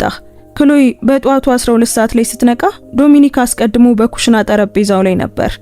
እንደምን አደርሽ? ቡናው ዝግጁ ነው። የቦርዱ ስብሰባ በ4 ሰዓት ላይ ነው። አሌክሳንደር ኪዩን ከአክሲዮኖቹ ጋር እንደሚመጣ አረጋግጧል እና ጁሊያን የቪክቶሪያን የግል ፋይሎች ልኳል። ዲያናም እዚያ ትሆናለች። ክሎይ ትፈለጋለች አለች። የስብሰባው ክፍል ትልቅ ነበር። ቢሾፕ ቫንስ በጠረጴዛው ራስ ላይ ተቀምጠው ነበር። ዲያና ያንግ ከከንፈሮቿ ላይ ቀዝቃዛ ፈገግታን ይዛ ተቀምጣለች። ከሷ አጠገብ ቪክቶሪያ ቫንስ አለች። ክሎይ በእርምጇ ላይ ቆመች። እሷ እዚህ ምን ታደርጋለች? ዲያና በጥሩ ሁኔታ እኔ ጋብዣት ነው። አሁንም አክሲዮኖችን ትይዛለች አለች። ክሎይ መልሳ እሷ ዶሚኒክን ለመግደል ሞክራለች አለች። ዲያናም እሱ ግምት ነው፣ እስካሁን ምንም አይነት ክስ የለም ስትል መለሰች። ዶሚኒክ ቫንስ በተረጋጋ ሁኔታ ወደ ጠረጴዛው ተራመደ። ተቀመጡ። ቢሾፕ እንጀምር አለ። ዶሚኒክ መድረኩ ያንተ ነው። ዶሚኒክ ቫንስ ቆመ። ከ3 ወራት በፊት የመኪና አደጋ ደርሶብኝ ነበር። እኔ ግን በትክክል እኔን ለመግደል የሞከረውን ሰው እያጠናው ነበር። ፕሮጀክተሩን አበራው። ስክሪኑ በፎቶዎችና በስልክ መዝገቦች በራ። ይህች ቪክቶሪያ ቫንስ ናት። ከማርከስ ዌብ ጋር ስትነጋገር ነው። የሚቀጥለው ስላይድ ከቪክቶሪያ የግል አካውንት ለዌብ $50,000 ክፍያ የሚያሳዩ የባንክ መዝገቦች ነበሩ። የሚቀጥለው ስላይድ ደግሞ ቪክቶሪያ የዶሚኒክን የፍሬን መስመሮች እንዲቆርጥ የከፈለችው መሆኑን የሚገልጽ የዌብ የተፈረመ የእምነት ቃል ነው። ክፍሉ ወደ ሁከት ፈነዳ። ቪክቶሪያ እየቆመች ይህ አስነዋሪ ነው፣ እነዚያ መዝገቦች ሐሰተኛ ናቸው ስትል ጮኸች። ቢሾፕ በቅዝቃዜ ስሜት ተቀመጪ ቪክቶሪያ አሏት። ዶሚኒክ ቫንስ በተረጋጋ ሁኔታ ፖሊስ አስቀድሞ ሁሉንም ነገር አረጋግጧል። አቃቢ ሕጉ ክስ እየመሰረተ ነው አለ። የቪክቶሪያ ፊት ቀላ። እነዚያ ኢሜሎች ልዩ የንግድ ግንኙነት ናቸው ስትል ዲያና ተከላከለች። ዶሚኒክ ጣልቃ በመግባት ኮርፖሬት የማበላሸት ማስረጃዎች ናቸው፣ ይህ ደግሞ ህገወጥ ነው አለ። የሚቀጥለው ስላይድ በቦርድ ስብሰባዎች ላይ ዶሚኒክን ለመቃወም በቪክቶሪያና በጁሊያን መካከል የተደረጉ መልእክቶች ነበሩ። የሚቀጥለው ደግሞ ካደጋው በኋላ ስለ ዶሚኒክ መጥፎ ታሪኮችን እንዲጽፍ ለአንድ ጋዜጠኛ ከያንግ ኢንተርፕራይዞች የተከፈለ ክፍያ ነበር። የቦርድ አባላት ዲያናን በትኩረት አዩት። የዲያና መረጋጋት በመጨረሻም ተሰበረ። ምን እያደረክ እንደሆነ ሐሳብ የለህም ዶሚኒክ፣ እኔ ኃይል አለኝ። በእኔ ላይ ከመጣሽ ምን ታደርጊያለሽ? ክሎይ ድምጿ ጠንካራ ሆኖ ቆመች። ታጠፊዋለሽ? ለአመታት ስትሞክሪ ነበር ግን አልሰራልሽም። የዲያና አይኖች ጠበቡ። ከዚህ ውጪ አንቺ ትንሽ ሴት፣ ይህ ንግድ ነው፣ አንቺ አያገባሽም። ክሎይ በትክክል ያገባኛል አለች። አንድ ማህደር በጠረጴዛው ላይ አንሸራተተች። እነዚህ የቫንስ ኢንዱስትሪዎች 4.5% የአክሲዮን ምስክር ወረቀቶች ናቸው። የእናቴ የዲያና ኪዩን ነበሩ፣ አሁን ግን የኔ ናቸው። ለባሌ እያስተላለፍኳቸው ነው። ክፍሉ ዝም አለ። አንድ የቦርድ አባል አሌክሳንደር ኪዩን እየቆመ አዎን በትክክል ክሎይ እህቴ ናት። ያቺ ከ18 ዓመት በፊት የጠፋችው ክሎይ ኪዩን። እሷ ከኪዩን ግሎባል ትላልቅ ባለ አክሲዮኖች አንዷ ናት። ወደ ዲያና ፈገግ አለ። ይህ ማለት የኪዩንና የቫንስ ቤተሰቦች አሁን በቋሚነት ተባብረዋል ማለት ነው። የዲያና ፊት ገረጣ። ይህን የማድረግ መብት የላችሁም። አለን፣ እናም አድርገነዋል። በክሎይ አክሲዮኖች ውስጥ አሁን እኔ የቫንስ ኢንዱስትሪዎች 42 በመቶን እቆጣጠራለሁ። ከአባቴ 15 በመቶ ጋር 57 በመቶ የአብላጫ ቁጥጥር አለኝ ማለት ነው። ቢሾፕ ፈገግ ብለው ቆሙ። ዲያና ያንግ ከዚህ ቦርድ እንድትወገድ ሐሳብ አቀርባለሁ። ሌላ አባል እደግፋለሁ አለ። ከዲያናና ከቪክቶሪያ በስተቀር እያንዳንዱ እጅ ወደ ላይ ወጣ። ቢሾፕ ሐሳቡ አልፏል አሉ። ዲያና ያንግ ከእንግዲህ እዚህ አትፈለግም። ደህንነት ወደ ውጭ ያስወጣሻል። ዲያና በቁጣ ቆመች። ዶሚኒክንና ክሎይን እያየች በዚህ ሁለታችሁም ትጸጸታላችሁ እያለች ጮኸች። ከዚያም ሌላ ነገር መናገር አልቻለችም። መንጋጓ ተቆለፈ። ቦርሷን ይዛ ወደ በሩ ተራመደች። ቪክቶሪያ ከበስተጀርባ እየተጣደፈች ተከተለቻት። የደህንነት ሰራተኞች ሲያስወጧቸው ቪክቶሪያ ይሄ አላበቃም እያለች ጮኸች። ቢሾፕ ግን በተረጋጋ ሁኔታ አብቅቷል ቪክቶሪያ አሉ። በሩ ተዘጋ። ክፍሉ በማጨብጨብ ተሞላ። ቢሾፕ ወደ ዶሚኒክ ተራምደው አቀፉት። ባንተ ኮራለው ልጄ። ወደ ክሎይም ዞሩ። አንቺ ደግሞ ታላቅ ኃይል ነሽ። በይፋ እንኳን ወደ ቤተሰቡ በደህና መጣሽ። ክሎይ ፈገግ አለች። አመሰግናለሁ ቢሾፕ። ክሎይና ዶሚኒክ በቫንስ ኢንዱስትሪዎች ቢያሸንፉም አሁንም ሊስተናገድ የሚገባው የሃርት ቤተሰብ ደግሞ አለ። እነሱ ክሎይ በትክክል ማን እንደሆነች ማወቅ አለባቸው። ከሁለት ቀናት በኋላ ክሎይ በሃርት ቤተሰብ መኖሪያ ቤት ውጪ ቆመች። ነጭ ፓንት ሱት ለብሳ ነበር። በራስ የመተማመንና የሀብታም ገጽታ ነበራት። ዶሚኒክ ካጠገቧ ቆሞ ነበር። ለዚህ ዝግጁ ነሽ? ከዝግጁም በላይ። ወደ በሩ ተራምደው ደውሉን ተጫኑ። ሁል ጊዜም ደግ የነበረችው ማርታ በሩን ከፈተች። አምላኬ ሆይ ክሎይ፣ መግባት እንዳለብሽ አላውቅም። የኪዩን አባል መሆንሽን ካወቁ ጀምሮ በጣም መጥፎ ስሜት ላይ ናቸው። ክሎይም ጥሩ፣ ይህ ብዙ ጊዜ አይወስድብኝም አለቻት። እናም ወደ ሳሎን ገቡ። አርተር በትልቁ ወንበሩ ላይ፣ ቢያትሪስ ደግሞ ሶፋው ላይ፣ ቫኔሳ ስልኳ ላይ ተጠምደው ነበር። ሲገቡ ሁሉም ቀና አሉ። ጋዜጣው ከአርተር እጆች ላይ ወደቀ። የቢያትሪስ መጽሔት ተንሸራተተ። የቫኔሳ አፍ ተከፍቶ ቀረ። እዚህ ምን ታደርጋላችሁ? አለ አርተር። ክሎይ አንዳንድ አካውንቶችን ለማስተካከል መጣው እያለች ማህደር በጠረጴዛው ላይ ወረወረች። ህጋዊ ሰነዶች ናቸው። የመጀመሪያው የአፈጻጸም ክስ ነው። የ8 ዓመት ሴት ልጅን መውሰድና ጉዲፈቻ ወረቀቶችን አለማስገባት ወንጀል ነው። የአርተር ፊት ነጣ። ሁለተኛው የማጭበርበር ክስ ነው። ለ18 ዓመታት እኔን እንደ ጥገኛነት ገልጸሽ ጥቅማ ጥቅሞችን እየሰበሰብሽ ነበር፣ ነገር ግን በህግ አላስገባሽኝም። ይህ ደግሞ የታክስ ማጭበርበር ነው። ቢያትሪስ ይህንን ማድረግ አትችም። እኛ አሳድገንሻል፣ ቤት ሰጥተንሻል አለች። ክሎይ በቅዝቃዜ ስሜት የመሬት በታች ክፍል ነው የሰጣችሁኝ። ለ18 ዓመታት አስቀያሚና ዋጋ ቢስ ብላችሁ ስትጠሩኝ ነበር። አርተር ማንም በማይፈልግሽ ጊዜ ነው ያስገባንሽ ሲል ጮኸ። ክሎይ ድምጿ ከፍ አለ። አይደለም፣ እኔን ለማግኘት ከሚፈልገው ወንድሜ ላይ ነው የሰረቃችሁኝ። በአሌክሳንደር ኪዩን ላይ እንደ መጠቀሚያ ልትጠቀሙብኝ ደብቃችሁኝ ነበር። ነገር ግን እቅዳችሁ ከሸፈ። እናንተ ዝም ብላችሁ አስቀመጣችሁኝ፣ ተጠቀማችሁብኝ። ቫኔሳ አንቺ የኪዩን አባል አይደለሽም፣ ይሄ ማጭበርበር ነው አለች። ዶሚኒክ ስልኩን አውጥቶ አሳያቸው። በስክሪኑ ላይ የዚያ ጧት የዜና ጽሑፍ ነበር። በዜናዎች ሁሉ ላይ ነበር። የክሎይ ዲኤንኤ ተረጋግጧል። እሷ የአሌክሳንደር ኪዩን እህት ናት። ይህ ደግሞ በግምት $3 ቢሊዮን ዋጋ ያስገኝላታል። እናንተ ግን እንደ ቆሻሻ አያችኋት። አርተር ወደ ወንበሩ ተመለከተ። ክሎይ የሆነ ነገር ልናስተካክል እንችላለን። ያደረጋችሁትን በመቀበል እነዚያን ሰነዶች ትፈርማላችሁ። በምላሹ ደግሞ ቅጣቱን ትከፍላላችሁ እና በቀሪው ህይወታችሁ ከኔ ርቃችሁ ትኖራላችሁ። ቢያትሪስ እምቢ ካልንስ ስትል ጠየቀች። እምቢ ካላችሁማ ቀብራችኋለሁ። አሌክሳንደር ኪዩን በመግቢያው በር በኩል ገባ። በጥቁር ግራጫ ሱፍ ነበር። ሀብታችሁን አስቀድሜ ያግጀዋለሁ። እያንዳንዱ የባንክ አካውንትና ንብረት በአንድ የስልክ ጥሪ ሁሉንም ነገር ታጣላችሁ። አለበለዚያም ትፈርሙና ለመኖር የሚበቃችሁን ያህል ይዛችሁ ልትወጡ ትችላላችሁ። ምርጫው እናንተ ነው። አርተር በሚንቀጠቀጡ እጆቹ ሰነዱን ፈረመ። ቢያትሪስ እና ቫኔሳ ቀጥለው ፈረሙ። ክሎይ ወረቀቶቹን አነሳች። ክሎይ ወደ ቫኔሳ ተራምዳ አንድ ጊዜ እኔ በጭራሽ ምንም እንደማልሆን ተናግረሽ ነበር አለች። ለመወደድ በጣም አስቀያሚ፣ በጣም የተሰበርኩ እንደሆንኩ ግን ተሳስተሽ ነበር። እኔን አሁን ተመልከችኝ። የኪዊን አባል ነኝ፣ ቢሊየነር ነኝ። አንቺ የፈለግሽው ነገር ግን የጣልሽውን ሰው አግብቻለሁ እና አሁን ደስተኛ ነኝ። የቫኔሳ ፊት ተሰባበረ። ማልቀስ ጀመረች። ክሎይ ወደ ዶሚኒክ ዞረች። እዚህ ጨርሻለሁ ውዴ፣ አሁን ወደ ቤታችን እንሂድ። ለመጨረሻ ጊዜ ከአርት መኖሪያ ቤት ወጡ። ውጪ አሌክሳንደር ኪዩን የቁልፍ ስብስብ ሰጣት። ይህ ምንድነው? የቤተሰባችን ግዛት ነው፣ ያደግንበት። የእናትና የአባታችን የነበረው ሁሉ አሁን የኛ ነው። ክሎይ ወንድሟን አቀፈችው።